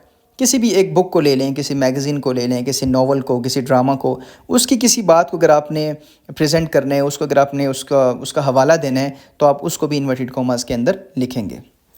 The novel started with the line it was the best of times, it was the worst of times. अब आप मुझे बताएंगे ये किस novel की, बड़ा एक फेमस नॉवल है, फेमस वर्क है, उससे ये चीज़ ली गई है। तो आपने क्या लिखा, क्योंकि अगर देखिए हमने जो यहाँ पे एंड पे आपको 3 कॉमर्स नज़र आ रहे होंगे, ठीक है। वो 3 क्या थे, it was the best of times, it was the worst of times. इसको क्योंकि सिंगल कॉमा से शो किया गया और द नॉवल स्टार्ट से पहले भी इन्वर्टेड कॉमर्स थे, तो 2 उसके और 1 इसके, तो इस लिहाज से वहाँ पे आपको 3 नज़र आ रहे हैं। बहरहाल, third point is highlighting titles of short work used to indicate the titles of short work like articles, poems, songs and short stories. For example, have you read the poem The Road Not Taken? तो वो सवाल पूछा जा रहा है, for example have you read the pome the road not taken, तो इस case में द रोड नॉट टेकन को आपने इन्वर्टेड कॉमर्स से शो करना है। अच्छा, इन्वर्टेड कॉमर्स जो हैं, जो कोटेशन मार्क्स हैं, इसको आप सिंगल इन्वर्टेड कॉमा भी कह सकते हैं, डबल भी कह सकते हैं। अगर आपने एक एक डैश लगाया है तो वो ज़रा सिंगल हो जाएगा, और अगर आपने डबल लगाया है तो उसको हम नॉर्मली कोटेशन मार्क कहते हैं, डबल इन्वर्टेड कॉमर्स भी हम उसको कहते हैं। Fourth point is expressing irony or unfamiliar terms. It is used to mark words or phrases to indicate irony or highlight unfamiliar or non-standard terms. For example, the expert didn't know how to fix the issue. I hope कि you are familiar with the term irony. Irony में ज़ाहिर है expert वो होता है जिसको हर चीज़ का पता होता है, लेकिन कहा जा रहा है कि expert didn't know how to fix the issue, कि एक्सपर्ट को ही नहीं पता कि वो जो है वो उसको कैसे फिक्स करना है। तो दिस इज़ आयरॉनिकल स्टेटमेंट। तो यहाँ पे एक्सपर्ट को आपने हाईलाइट करने के लिए आपने क्या कर दिया, क्योंकि आयरॉनिकल था तो आपने उसको इन्वर्टेड कॉमा से शो कर दिया। Next point is indicating nicknames or special names. It is used to enclose nicknames or special names given to someone or something. For example, her nickname is Sunshine because she is always smiling. ठीक है, तो एक बच्ची है जो हर वक्त smile करती है, तो आपने उसका नाम निक नेम रख दिया सनशाइन, तो आपने इसको भी आपने इन्वर्टेड कॉमर्स में, इन्वर्टेड कॉमर्स बेसिकली क्योंकि स्पेसिफिकली उसका नाम है ना, आप जो उसको बुलाते हैं, जो उसको कहते हैं, जैसे हमने डायरेक्ट कोटेशन में देखा होता है कि जो किसी के मुंह से निकली बात होती है आप उसको एज इट इज़ करते हैं, तो एक स्पेसिफिक टर्म आप उसके लिए यूज़ करते हैं, तो आप इसको भी हाईलाइट करने के लिए इन्वर्टेड कॉमर्स में लिख सकते हैं। देन इनक्लोजिंग टाइटल्स और works with another title, it for example I just finish reading, मैंने अभी रीडिंग कंप्लीट की है, किसकी, the critic's guide to Romeo and Juliet. अब जो कंप्लीट टाइटल था वो था the critic's guide to Romeo and Juliet, तो इसको आपने इन्वर्टेड कॉमर्स में लिख दिया, और रोमियो एंड जूलियट को आप दोबारा हाईलाइट करना चाह रहे थे, उसी एक पोर्शन के अंदर से एक और पोर्शन को आप हाईलाइट करना चाह रहे, तो आपने रोमियो एंड जूलियट को सिंगल इन्वर्टेड कॉमर्स यूज़ कर दिया। जाहिर है जब आप किसी एक पूरे टाइटल को जब हाईलाइट करेंगे तो आप उसको डबल इन्वर्टेड कॉमर्स से हाईलाइट करेंगे, और अगर उसके अंदर भी कोई एक ऐसी खास बात है जैसे रोमियो एंड जूलियट था, तो उसको आप डबल इन्वर्टेड से नहीं बल्कि उसको आप सिंगल इन्वर्टेड कॉमर्स से, तो एंड पे आपके फिर 3 इन्वर्टेड कॉमर्स आ जाएंगे। जो मैथ्स के स्टूडेंट्स हैं आप ब्रैकेट्स का यूज़ करते हैं, तो शुरू में आपने स्क्वायर ब्रैकेट भी यूज़ की, आपने राउंड ब्रैकेट भी यूज़ की, तो जब आप एंड पे क्लोज करें सारी इकट्ठी क्लोज हो रही होती हैं। तो यहाँ पे भी ये है, क्योंकि हमारी जो स्टेटमेंट है वो स्टार्ट हुई है डबल इन्वर्टेड कॉमर्स से और दरमियान पे फिर सिंगल भी आ गया, तो सिंगल को पहले क्लोज करेंगे और उसके बाद डबल को क्लोज करेंगे, तो फिर एंड पे जो हमारे पास 3 जो है वो कॉमर्स ऊपर आ जाएंगे। ठीक है, so this was the discussion of quotation marks. Then next is uses of parenthesis, जो कि हमारे पास राउंड ब्रैकेट्स होती हैं। ये कहाँ कहाँ पे यूज़ होती हैं इसको देखते हैं। प्रोवाइडिंग एडिशनल इन्फॉर्मेशन, ठीक है, हम अक्सर जब उर्दू में काम करते तो कि अक्सर टीचर बताया करते थे कि अगर आपने किसी चीज़ को एक्सप्लेन करना है तो बच्चों को यूज़ ही नहीं पता होता कि आपने ब्रैकेट्स का कहाँ पे यूज़ करना है। लेकिन बहरहाल आपने लिखा मिर्ज़ा गालिब और फिर ब्रैकेट लगाई जो कि फ़लाँ शहर में पैदा हुए, और उसके बाद आपने इन्फॉर्मेशन, तो अभी किसी भी चीज़ के बारे में जब आप एक्स्ट्रा इन्फॉर्मेशन आप ऐड करते हैं तो वहाँ पे यूज़ करते हैं। He finally answered after taking 5 minutes to think, तो आपने आंसर्ड को मज़ीद एक्सप्लेन किया, तो आपने यहाँ पे जो है इसको इन्वर्टेड कॉमर्स में लिख दिया। Then the second use is clarifying abbreviations or acronyms used to introduce the full form of an abbreviation or acronym. The event is organized by the WHO, जिसको हम WHO भी पढ़ते हैं लेकिन इसको सेपरेटली पढ़ना चाहिए। और WHO से क्या बनता है, वर्ल्ड हेल्थ ऑर्गेनाइजेशन। तो किसी भी एक शॉर्ट फॉर्म की जो फुल फॉर्म है उसको एक्सप्लेन करने के लिए आपने उसको ब्रैकेट में उसको एक्सप्लेन करने के लिए आप यूज़ कर सकते हैं। Then indicating numbers or dates used to insert dates or numbers within a sentence for clarification. The company was founded in 1990, और 1990 में कब, मोर स्पेसिफिकली इन्वर्टेड कॉमर्स में लिखा ऑलमोस्ट 30 years ago, आज से तकरीबन 30 साल पहले। ठीक है, Next point is adding personal remarks or asides used to insert personal comments, side thoughts, or remarks that are somewhat less important. For example, the cake was delicious, though a bit too sweet for my taste. अच्छा, the cake was delicious, cake बहुत मज़े का था, और आपने bracket में क्या लिखा कि दो a bit too sweet, थोड़ा सा ज़्यादा मीठा था मेरी जो टेस्ट के अकॉर्डिंगली, लेकिन बट ओवरऑल आपने कह दिया इट वाज डिलीशियस। तो अगर कोई ऐसी चीज़ है जो समवट लेस इंपॉर्टेंट है तो आपने उसको बी पेरेंथेसिस के अंदर बेसिकली एडिशनल इन्फॉर्मेशन ही होती है, ठीक है, वो जो भी इन्फॉर्मेशन हो। Then indicating options, it is used to present multiple choices or optional details in a sentence. For example, you can call me tomorrow or the day after. यानी आप मुझे कल कॉल कर सकते हैं, यानी कि कल से मुराद मंडे, या परसों आप मुझे कॉल कर सकते हैं यानी कि ट्यूसडे। तो आप इस तरीके से भी आप पेरेंथेसिस का यूज़ कर सकते हैं। Last one is inserting references or citations used in academic writing to insert references or citation within a sentence. For example, this theory was first proposed by Smith, और कब उसने की थी 2001 में। तो ऑल इन ऑल पेरेंथेसिस का हम use करते हैं जब हम किसी भी एक कॉन्टेक्स्ट की एडिशनल इन्फॉर्मेशन हम प्रेजेंट करना चाहते हैं। देन यूजेस ऑफ ब्रैकेट्स, जो कि जैसे मैथ्स में हमारे पास स्क्वायर ब्रैकेट्स होती हैं, तो इसके कहाँ कहाँ पे हम यूज़ कर सकते हैं। क्लेरिफाइंग और adding information in quotes, it is use to add clarifications, explanations और correction within a quoted text to help reader understand the original meaning. The president will make an announcement tomorrow. अब इसका use और parenthesis का use मोर और less same है, लेकिन याद रखिए कि दो अलग अलग हमारे पास पंक्चुएशन मार्क्स है, तो हम इनको एक ही मर्ज करके एक कंसीडर नहीं कर सकते, ठीक है। इन दोनों का अपना अपना यूज़ है। He the president will make an announcement tomorrow. ज़ाहिर है इसमें जो हमारे नॉर्मली बुक्स में या नॉवेल्स में आप देखेंगे तो आपको ये ब्रैकेट यूज़ नज़र आएगी, आपको वो दूसरी वाली यूज़ नहीं आएगी। साइंस की बुक में आप पढ़ रहे हैं या एक इंग्लिश की आप वैसे कोई किताब पढ़ रहे हैं जो आपकी कंपोजिशन की या आपकी स्टोरीज़ की होती है, तो उसमें नॉर्मली हमारे पास जो है वो पेरेंथेसिस यूज़ होती है, लेकिन ब्रैकेट्स हमारे पास यूज़ होती हैं जो टिपिकल जो फॉर्मल किस्म के हमारे पास नॉवेल्स हैं या पुराने वर्जन्स के अगर आप देखेंगे तो वहाँ पे आपको ये स्क्वायर ब्रैकेट ही नज़र आएगी। Second is indicating editorial or authorial comments used to insert editorial notes or comments within a quoted text, especially when something needs further explanation. The result of the study were inconclusive, emphasizes added. Students, इससे पहले कि आप दोनों concepts को आपस में मर्ज करें कि पेरेंथेसिस और ब्रैकेट्स तो दोनों एडिशनल इन्फॉर्मेशन के लिए होती हैं, तो इनमें फ़र्क है। तो ये स्लाइड आपके लिए मैंने बाद में बना के इसमें ऐड किया ताकि आपको डिफरेंस क्लियर हो जाए। बाकी डिस्कशन जो है वो मोर और लेस सेम ही है। अब in punctuation parentheses are used to insert additional information to clarify a point within a sentence without affecting its overall meaning. तो पूरे मीनिंग को चेंज किए बगैर आप क्या करते हैं कि अगर कोई एडिशनल इन्फॉर्मेशन है वो आप जब उसको यूज़ करते हैं तो उसके लिए आप पेरेंथेसिस का यूज़ करते हैं। लेकिन brackets are primarily used within quoted material to add editorial comments, corrections और क्लैरिफिकेशंस। अब आपके सामने एग्जांपल्स हैं कि she gave me her book, और कौन सी किताब, the one with the red cover. लेकिन ब्रैकेट्स आपने कहाँ पे यूज़ करनी है, ही और यूज़ दैट, आगे जो भी बात चलेगी। तो ही से मुराद कौन है, तो यहाँ पे आपने ब्रैकेट का यूज़ करना है, और ब्रैकेट का यूज़ करके भी इसके दरमियान में आपने क्या लिखना है, उस ऑथर का नाम लिखना है। So this is the difference between the both. Moving towards the hyphen forming compound words, for example it is well known fact, तो वेल नोन क्योंकि ये इकट्ठा भी लिखा जाता है। अच्छा, अगर आप इसको इकट्ठा लिखते हैं तो आप उसके दरमियान में हाइफन का यूज़ नहीं करेंगे, लेकिन अगर आप इसको अलग से लिखना चाहते हैं तो आप उसमें एक हाइफन का यूज़ करेंगे। Second is she is a part time worker, तो पार्ट टाइम अगर आपने इसको, क्योंकि सिंगुलर वर्ड कंसीडर किया जाता है, सिंगुलर एंटिटी कंसीडर की जाती है, तो आपने उसके दरमियान में अगर इसको सेपरेट लिखा तो आप हाइफन लिखेंगे, अदरवाइज आपको कोई ज़रूरत नहीं है इसको हाइफन यहाँ पे पुट करने की।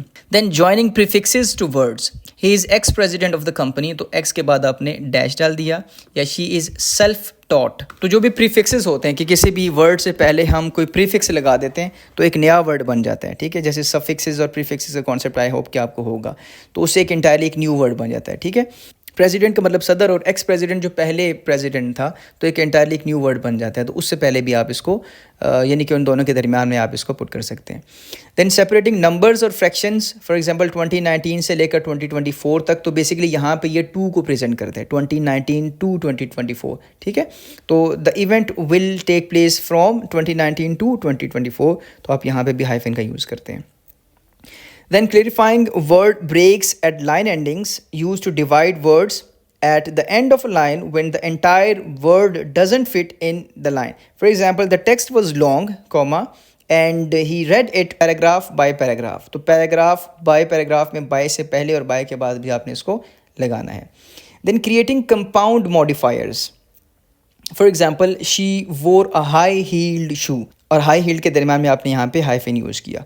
And the last one is clarifying meaning used to avoid confusion और awkward combination of letters that could alter the meaning of a word. For example, he recovered his health versus he recovered the sofa.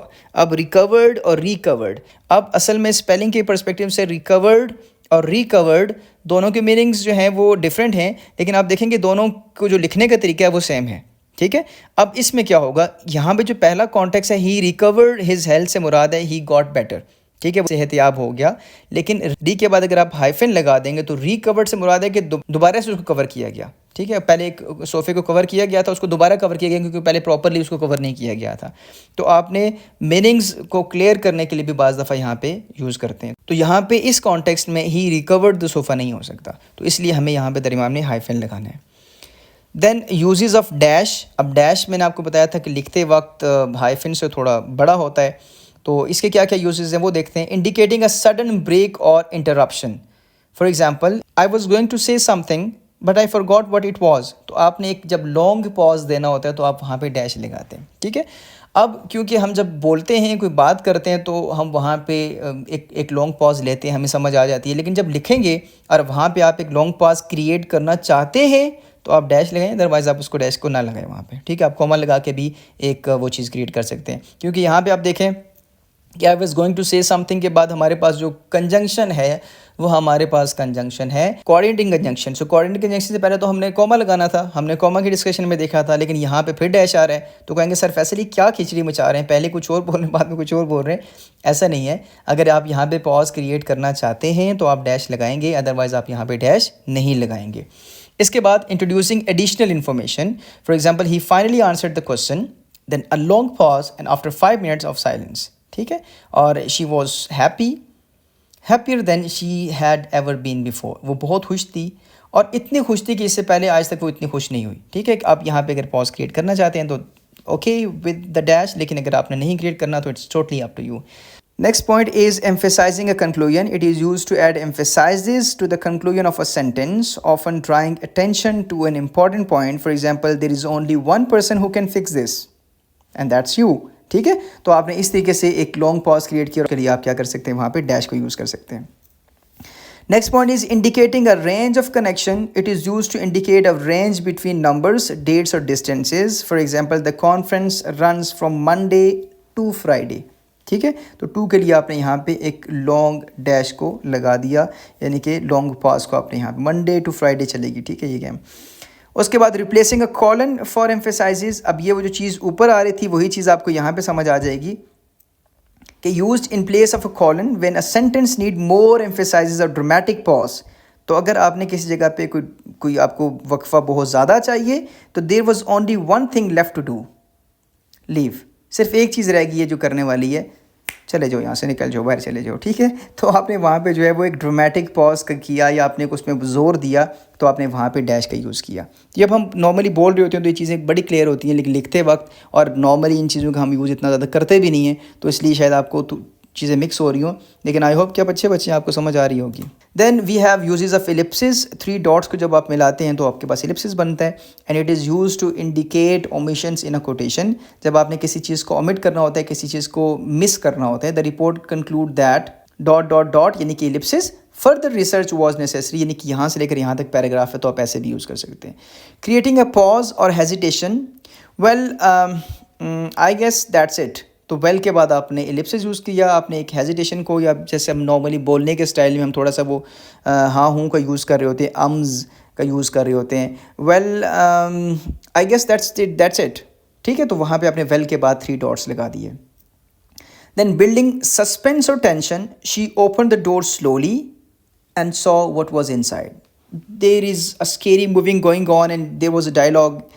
Writer जो बता रहे हैं कि she open the door slowly, उसने आहिस्ता से दरवाज़ा खोला और यहाँ पे मैं आपको वो आवाज़ निकाल के तो नहीं बता सकता, लेकिन उसके बाद आपने उस सस्पेंस को बढ़ाने के लिए, उसके बाद जो है वो एक सस्पेंस क्रिएट करने के लिए आपने क्या किया, 3 डॉट लगाए and saw what was inside, और देखा के अंदर क्या है। अच्छा, for example she open the door slowly and saw what was inside. तो जब आपने एक सस्पेंस, एक टेंशन क्रिएट करनी है, जैसे मूवीज़ में अगर आप एक नॉवल पढ़ रहे हैं, जब आपने देखा कि एक ऐसा नॉवल है जो मिस्टीरियस नॉवल है, एक स्केरी नॉवल है, तो जब आपने उसको पढ़ा तो राइटर डिस्क्रिप्शन दे रहेगा, she open the door slowly, उसके बाद इलिप्सिस आ जाएंगे और उसने अंदर देखा, अंदर उसको एक खौफनाक किस्म की चुड़ैल नज़र आई। तो ऐसे जब कोई डिस्क्रिप्शन दी जाएगी तो वहाँ पे आप एक ड्रामा क्रिएट करने के लिए आपने इलिप्सिस का यूज़ कर दिया। Then trailing off in dialogue, it is used to show when a speaker's words trail off when often they are unsure to leave something unsaid। तो आपने जब कोई बात कहनी होती है लेकिन आप उसके बाद नहीं कहते उस बात को, जैसे I thought I could do it but now I'm not so sure। मेरे ख्याल से मैं ये कर सकता हूँ लेकिन मैं इसके बारे में इतना ज़्यादा श्योर नहीं हूँ, इतना मुझे यकीन नहीं है। और आप अगर कुछ कहना चाहते हैं आगे और आप नहीं कहते तो वहाँ पे आप एलिप्सिस का यूज़ कर लेते हैं। Then showing an unfinished thought, unfinished thought more or less वही बात है कि नामुकम्मल चीज़ है और उसको जब आपने शो करना है तो वहाँ पे भी आप एलिप्सिस यूज़ करेंगे। देन स्किपिंग ओवर टाइम और नैरेटिव, आपने किसी चीज़ को स्किप करना है, जैसे मैंने आपको पैराग्राफ की एग्जांपल दी थी कि हमने एक पूरे पैराग्राफ को लिखना हो तो हम उसको लिखने के बजाय हम शुरू वाली चीज़ और एंड वाली चीज़ लिख देते हैं, दरम्यान में एलिप्सिस का यूज़ कर लेते हैं। तो ये ए बी इसका एक यूज़ है। The last one is slash. तो देखते हैं उसके क्या क्या यूजेस हैं। First of all indicating alternatives, you can bring your passport and slash और ड्राइवर लाइसेंस। तो अगर आप अपना पासपोर्ट लेके आ सकते हैं या ड्राइविंग लाइसेंस लेके आ सकते हैं तो दोनों चलेंगे। तो स्लैश का मतलब बेसिकली होता है और। Next one is representing fractions, 1/2 और 3/2 फ्रैक्शंस के लिए भी आप इसको यूज़ करते हैं, डिवाइड करने के लिए भी आप इसको यूज़ कर सकते हैं। देन डिनोटिंग पर इन मेजरमेंट 60 माइल्स पर आवर, तो 60 माइल के बाद स्लैश डाल दिया, उसके बाद और लिख दिया, यानी कि 1 घंटे में 60 मील। देन सेपरेटिंग डेट्स, तो डेट्स लिखने का एक तरीका ये भी है जो कि हम पेपर में कभी भी यूज़ नहीं करते, लेकिन ज़ाहिर है कि इनफॉर्मल वेज का ये भी है कि 10/12/2024, तो इस तरीके से भी डेट को लिखा जा सकता है। Then indicating line breaks in poetry, use to show where line breaks occur when quoting poetry in sentence. Normally क्या होता है पोइट्री में, तो आपने नेक्स्ट लाइन में लिखना होता है ना, the line reads the woods are lovely dark and deep but I have promises to keep. तो बेसिकली दो अलग अलग लाइनें हैं, the woods are lovely dark and deep ये अलग लाइन है, but I have promises to keep ये अलग लाइन है। लेकिन जब आप दोनों को एक ही उसमें लाइन में लिखना चाहते हैं प्रोज फॉर्म में, तो आप स्लैश दरमियान में डालेंगे तो उससे समझ आ जाएगी कि नेक्स्ट लाइन है। Then combining roles or identities used to indicate dual roles, responsibilities or identities. For example, she's a teacher/writer living in New York. तो वो एक टीचर भी हैं और एक राइटर भी हैं, ठीक है, आर्टिस्ट भी हैं, टीचर भी हैं, राइटर भी हैं। तो आपने और की जगह आपने क्या स्लैश यूज़ कर दिया, ठीक है। तो ये स्लैश के यूजेस हैं। सो this was about the punctuation marks, very detailed discussion. जितने भी वीडियोस आज से पहले बनी उसमें सबसे लेंथी वीडियो ये थी। अब देखते हैं आपकी क्या क्यूरीज हैं। आई होप के सारे पॉइंट्स आपके क्लियर होंगे। सबसे पहले वी हैव इनायतुल्लाह जो कहते हैं sir this one is long awaited, kindly focus on comma use amid the clause when the use and when not, especially before coordinating conjunction and subordinating conjunction in the clause. Number 2 पे उन्होंने पूछा है जनाब also focus on hyphen especially in compound adjective, verb and noun, when to hyphenate them and when not to. बहुत ही अच्छी observation इनकी और बहुत ही डिटेल वीडियो ये चाहते थे क्योंकि इन्होंने कहा कि this one is long awaited. तो मैंने इसको जानबूझ के ज़्यादा नहीं बनाया, इस पर डिस्कशन इतनी ज़्यादा थी कि मुझे इतना ज़्यादा इसमें पॉइंट्स को ऐड करना पड़ा। और ऐसे स्टूडेंट्स जब जैसे इनायतुल्लाह जैसे स्टूडेंट्स हैं जो कि उसके बारे में तफसील से जानना चाहते हैं, तो ज़ाहिर है एज अ टीचर मुझे चाहिए कि मैं उसमें जितनी डिटेल्स ऐड कर सकता हूँ। शुरू में मुझे होता था कि मैं वीडियोस की लेंथ थोड़ी कम करूँ, लेकिन मैंने कहा स्टूडेंट्स फिर ये कहेंगे ये this video just for the sake of video, कि बस एक यूट्यूब पे आ गई वीडियो और बस वो एक हो गया जी सर पढ़ा रहे हैं। तो इसलिए मैंने उसमें चीज़ें ऐड करना शुरू की। तो आई होप कि इनायत बहुत ये सारी चीज़ें मैंने वहाँ पर डिस्कस की हैं। Focus on comma amid the clause, हमने देखा कि जब हमारे पास कोऑर्डिनेट कंजंक्शन है तो उससे पहले हम कॉमा लगाते हैं, जो कि मोर लेस ऑप्शनल है, लेकिन आपने लाजमी लगाना है क्योंकि एकेडमिक राइटिंग में, फॉर्मल राइटिंग में हम उसको लाजमी यूज़ करते हैं। अच्छा, उसके बाद आपने दूसरी चीज़ पूछी कि हाइफन का यूज़ अभी हमने पढ़ा। कंपाउंड एडजेक्टिव में हम लोग हाइफन का यूज़ कर सकते हैं, हाँ बिल्कुल कर सकते हैं। कंपाउंड एडजेक्टिव में हाइफन का यूज़ कर सकते हैं। और वर्ब और नाउन में बिल्कुल हम कंपाउंड नाउन में यूज़ करते हैं। फॉर एग्जांपल क्लासरूम को अगर आप लिखना चाह रहे हैं तो या तो आप इसको इकट्ठा लिखें, या अगर आपने इसको मिला के लिखना है तो आप इसके दरमियान में हाइफन का यूज़ करेंगे, ठीक है। ये चीज़ मैंने डिस्कस की है। सेकंड जो कमेंट है वो अनस मोहम्मद का है, वो कहते हैं कि in the board exams the lines given are very tricky and confusing and there are several possibilities of punctuations in them. Please tell some simple tricks to punctuate it according to FBIC requirement. Rubrics. Thank you for your precious time and efforts. अच्छा अनस, इसमें ऐसा है कि confusion नहीं होती, वो हमने असल में उसका यूज़ इतना पढ़ा नहीं होता, और जब आप इसको देखें तो साथ साथ अगर आपने नोट्स भी बनाए तो बहुत अच्छी बात है, नहीं तो आप इस वीडियो को दोबारा से देखें, इसको दोबारा से सुनें और साथ साथ अपने नोट्स बनाएं और कोशिश करें कि उनकी 2-3 एग्जांपल्स आपकी कॉपीज़ पे लिखी हों. If you are a good student और you want to ace this question, maximum score करना चाहते हैं, तो आप इसके 2-3 एग्जाम्पल्स लिखेंगे अपनी कॉपी पे, अपने नोट्स पे. तो जब आप उसकी प्रैक्टिस करेंगे और सेवरल पॉसिबिलिटीज़ नहीं है, अब आपको पता चलेगा कि वहाँ पे मैक्सिमम जो होंगी वो 8 ओमिशंस होंगी और 8 के हर ओमिशन के आपके कितने मार्क्स होंगे, 0.5, यानी कि 4 नंबर का क्वेश्चन होगा.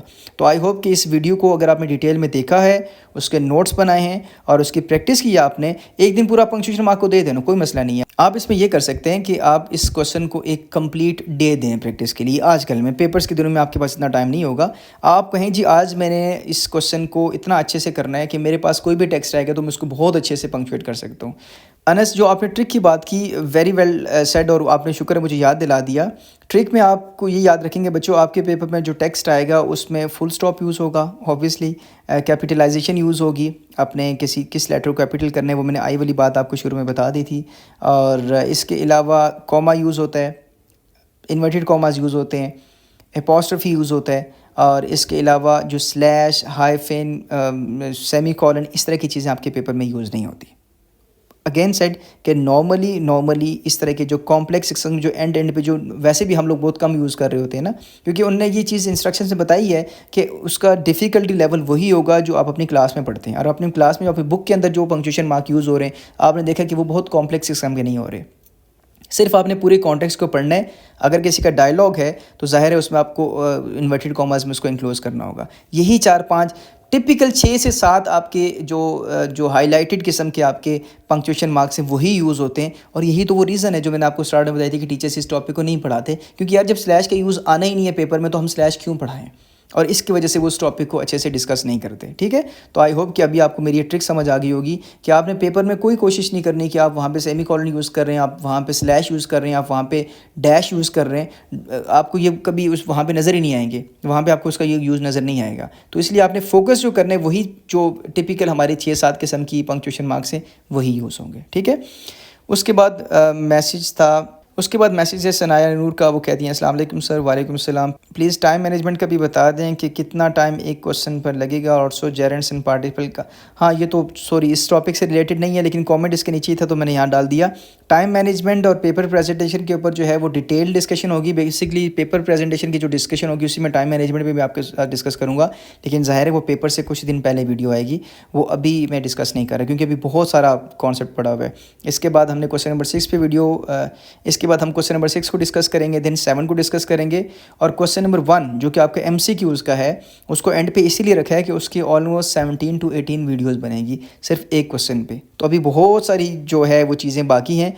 उसके बाद अल्लाह करे मुझे टाइम मिलता है तो आपके पेपर से पहले ये कैसे पेपर में टाइम को मैनेज करना है, कैसे प्रेजेंटेशन करनी है, वो इंशाल्लाह लाजमी डिस्कस करूँगा. Then next comment is I don't know how to pronounce RAYULUHOME. I don't know how to pronounce, लेकिन उनका क्वेश्चन है सर आप ग्रामर और बाकी सब कुछ जो रिलेटेड है क्लास 11 से FBIC फुल कोर्स करवाएंगे, it will be very helpful. ज़रूर करवाएंगे. अगर आप चैनल के साथ इसी तरीके से जुड़े हुए हैं, कनेक्टेड हैं, आप जो वीडियोज़ आ रही हैं वो सब देख रहे हैं, तो मैं अक्सर कहता हूँ stay connected, put your serious efforts and see the magic. तो हम बच्चे भी मुझसे कह रहे होते हैं, मैं पेपर पे भी कमेंट लिख रहा होता हूँ तो कहते हैं सर ये मैजिक क्या होगा. मैंने कहा बच्चे अगर आप सीरियस हैं और अगर आप मेरी बातों को सुन रहे हैं और उस पर अमल कर रहे हैं, उस पर अपनी एफर्ट्स लगा रहे हैं, तो आपको मैजिक आपके रिज़ल्ट की फॉर्म में आएगा. तो अगर आप इस चैनल से कनेक्टेड हैं और इस चैनल को टाइम दे रहे हैं, नोट्स बना रहे हैं, मेहनत कर रहे हैं, तो आप अपने हिस्से की मेहनत करें, मैं अपने हिस्से की मेहनत करता हूँ, तो आप देखिएगा कि वो चीज़ें आपको सारी की सारी चीज़ें कवर करवाऊँ. कोई चीज़ आपकी पेपर से पहले इंशाल्लाह रहेगी नहीं. देन जाहिद शेख कह रहे हैं कि अस्सलाम वालेकुम। वालेकुम अस्सलाम सर, कैसे हैं? बिल्कुल हशाश बशाश हूँ, क्योंकि आप लोग इतने अच्छे से पार्टिसिपेट करें तो मैं कैसे गमज़दा हो सकता हूँ। सर ये भी अच्छा होगा कि अगर आप HSSC 1 का जितना भी ग्रामर पोर्शन आता है उस FBSA के पेपर में, ऑब्जेक्टिव सब्जेक्टिव, वो सब के ऊपर एक एक वीडियो बना के कंप्लीट कॉन्सेप्ट बना दें। तो ये मैं क्या कर रहा हूँ, ये मैं वही तो कर रहा हूँ हर टॉपिक पे। इसके पीछे रीज़न ही ये थी कि हर एक क्वेश्चन पे अलग सी वीडियो बनाई जाए। तो आपने शायद इस प्लेलिस्ट को फॉलो नहीं किया, ये अलग प्लेलिस्ट में है, ये मैंने जंबल्ड फॉर्म में वीडियोस नहीं डाली हुई। आप मेरे चैनल पे जाएंगे, अगर वीडियोस को आप ऑप्शन में जाते हैं तो आपको सारी वीडियोस एक सीक्वेंस में नज़र आएंगी। हाँ, ट्रांसलेशन एक्सप्लेनेशन वाली वीडियोस को मैंने दरमियान में क्यों रोका, उसकी रीज़न ये थी कि जैसे ही मॉडल पेपर चेंज हुआ तो मुझे नहीं पता कि आप लोग बेचैन हुए या नहीं हुए, मैं बहुत ज़्यादा हो गया। मुझे ये था कि यार अब मॉडल पेपर चेंज हो गया, नई चीज़ें आ गई हैं, तो चलो ट्रांसलेशन बच्चे क्लास में भी कर लेंगे। ट्रांसलेशन हमने रीडिंग कॉम्प्रीहेंशन में चीज़ें कवर कर ली कि कॉम्प्रीहेंड कैसे करते हैं और कैसे उसके आंसर्स करते हैं, समरी कैसे करते हैं, तो ये चीज़ गुजर जाएगी, ये सेकेंडरी चीज़ है। लेकिन मुझे फोकस करना है कि उसके बच्चों को मैं बताऊँ कि रिड्यूस सिलेबस क्या है, फिर हर क्वेश्चन पर सेपरेट वीडियोज़ बनाऊँ और फिर क्वेश्चन नंबर 1 पे बहुत डिटेल वीडियोज़ बनाऊँ ताकि आपको बहुत अच्छे से समझ आए। तो मैं एक सीक्वेंस को फॉलो कर रहा हूँ, और अगर आपने वो वीडियोज़ नहीं देखी तो भाग गए और जल्दी से जाएं और वो सारी वीडियोस देखें, ठीक है? तो ये सारी की सारी वर्किंग जैसे आप बता रहे हैं वैसे ही हो रही है। And next comment is from black shadow. मैं बहुत ज़्यादा खुश होता हूँ इनके मैसेज देख के, क्योंकि ये हर वीडियो में इनका कमेंट आया होता है और इनकी जो पार्टिसिपेशन है दैट इज़ अमेजिंग। सो आप जहाँ जहाँ बैठें घर में क्लैपिंग कर लें, वहाँ से मुझे यहाँ पर आवाज़ आनी चाहिए।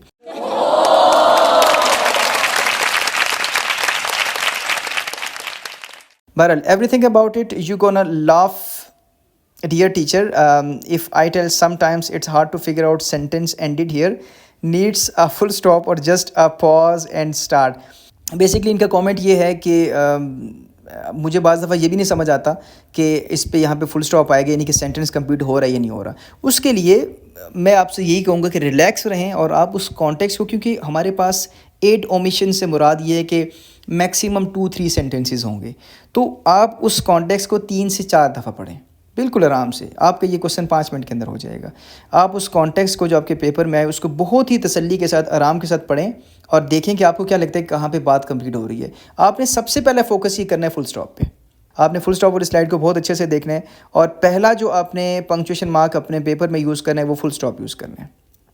दूसरे नंबर पे आपने कैपिटलाइजेशन यूज़ करना है, क्योंकि जैसे फुल स्टॉप लगा दी तो पता चल गया कि नेक्स्ट सेंटेंस आपका जो है यहाँ से स्टार्ट हो रहा है, तो जिसको कैपिटल करना है आप कर लीजिएगा, ठीक है। थर्ड जो आपने काम करना है वो आपने सिंपल जो कॉमा होता है, नहीं बल्कि थर्ड काम आपने इन्वर्टेड कॉमास का यूज़ करना है कि अगर किसी का डायलॉग यूज़ हुआ है, और फोर्थ नंबर पे आप कॉमास को यूज़ कर लेना। अगर आपने ये 4 चीज़ों को अच्छे से यूज़ कर लिया तो 4 में से मैं तो चाहूँगा आपके पूरे नंबर आएँ, लेकिन आपके 3 मार्क्स तो आ ही जाएंगे, क्योंकि मैंने जैसे ऊपर बात की कि टिपिकली यही 3-4-5-6 चीज़ें पूछी जा रही होती हैं, 3-4-5-6 पंक्चुएशन मार्क्स यूज़ होते हैं, इससे ज़्यादा बहुत कॉम्प्लेक्स किस्म के यूज़ नहीं होते। तो आई होप कि ये इंस्ट्रक्शन भी आपको बहुत ज़्यादा पेपर में मदद देगी। So this was all about punctuation marks. आपका बहुत ज़्यादा शुक्रिया, ये वीडियो रिकॉर्ड करने के लिए मुझे बहुत ज़्यादा टाइम लगा, और यू वॉन्ट बिलीव कि मैंने शायद इसके कोई 15-20 रीटेक्स लिए हैं। मैं चाह रहा था कि पहले डिटेल में जाता था, फिर मैं कोशिश करता था कि आपके लिए ये चीज़ फ़ायदेमंद है नहीं है, तो फिर मैं दोबारा से करता था। तो बहरहाल ये इस वीडियो पे सबसे ज़्यादा लेंथी वीडियो यही थी, और इस पे मैंने कोशिश की है कि जितने आस्पेक्ट उसमें मैं कवर कर सकता हूँ वो सारे के सारे करूँ। आई होप कि आपने कंप्लीट वीडियो देखी होगी और आपने साथ में नोट्स को मेंटेन किया होगा। इंशाल्लाह नेक्स्ट वीडियो में हम लोग बात करेंगे क्वेश्चन नंबर 6 की, that is about report writing. और रिपोर्ट राइटिंग में आपके पेपर में एक न्यू चीज़ है, तो आई होप कि आप उस वीडियो को भी अच्छे से देखेंगे और उस वीडियो को भी आप एंजॉय करेंगे। सो तब तक के लिए अल्लाह हाफिज़, स्टे ब्लेस्ड।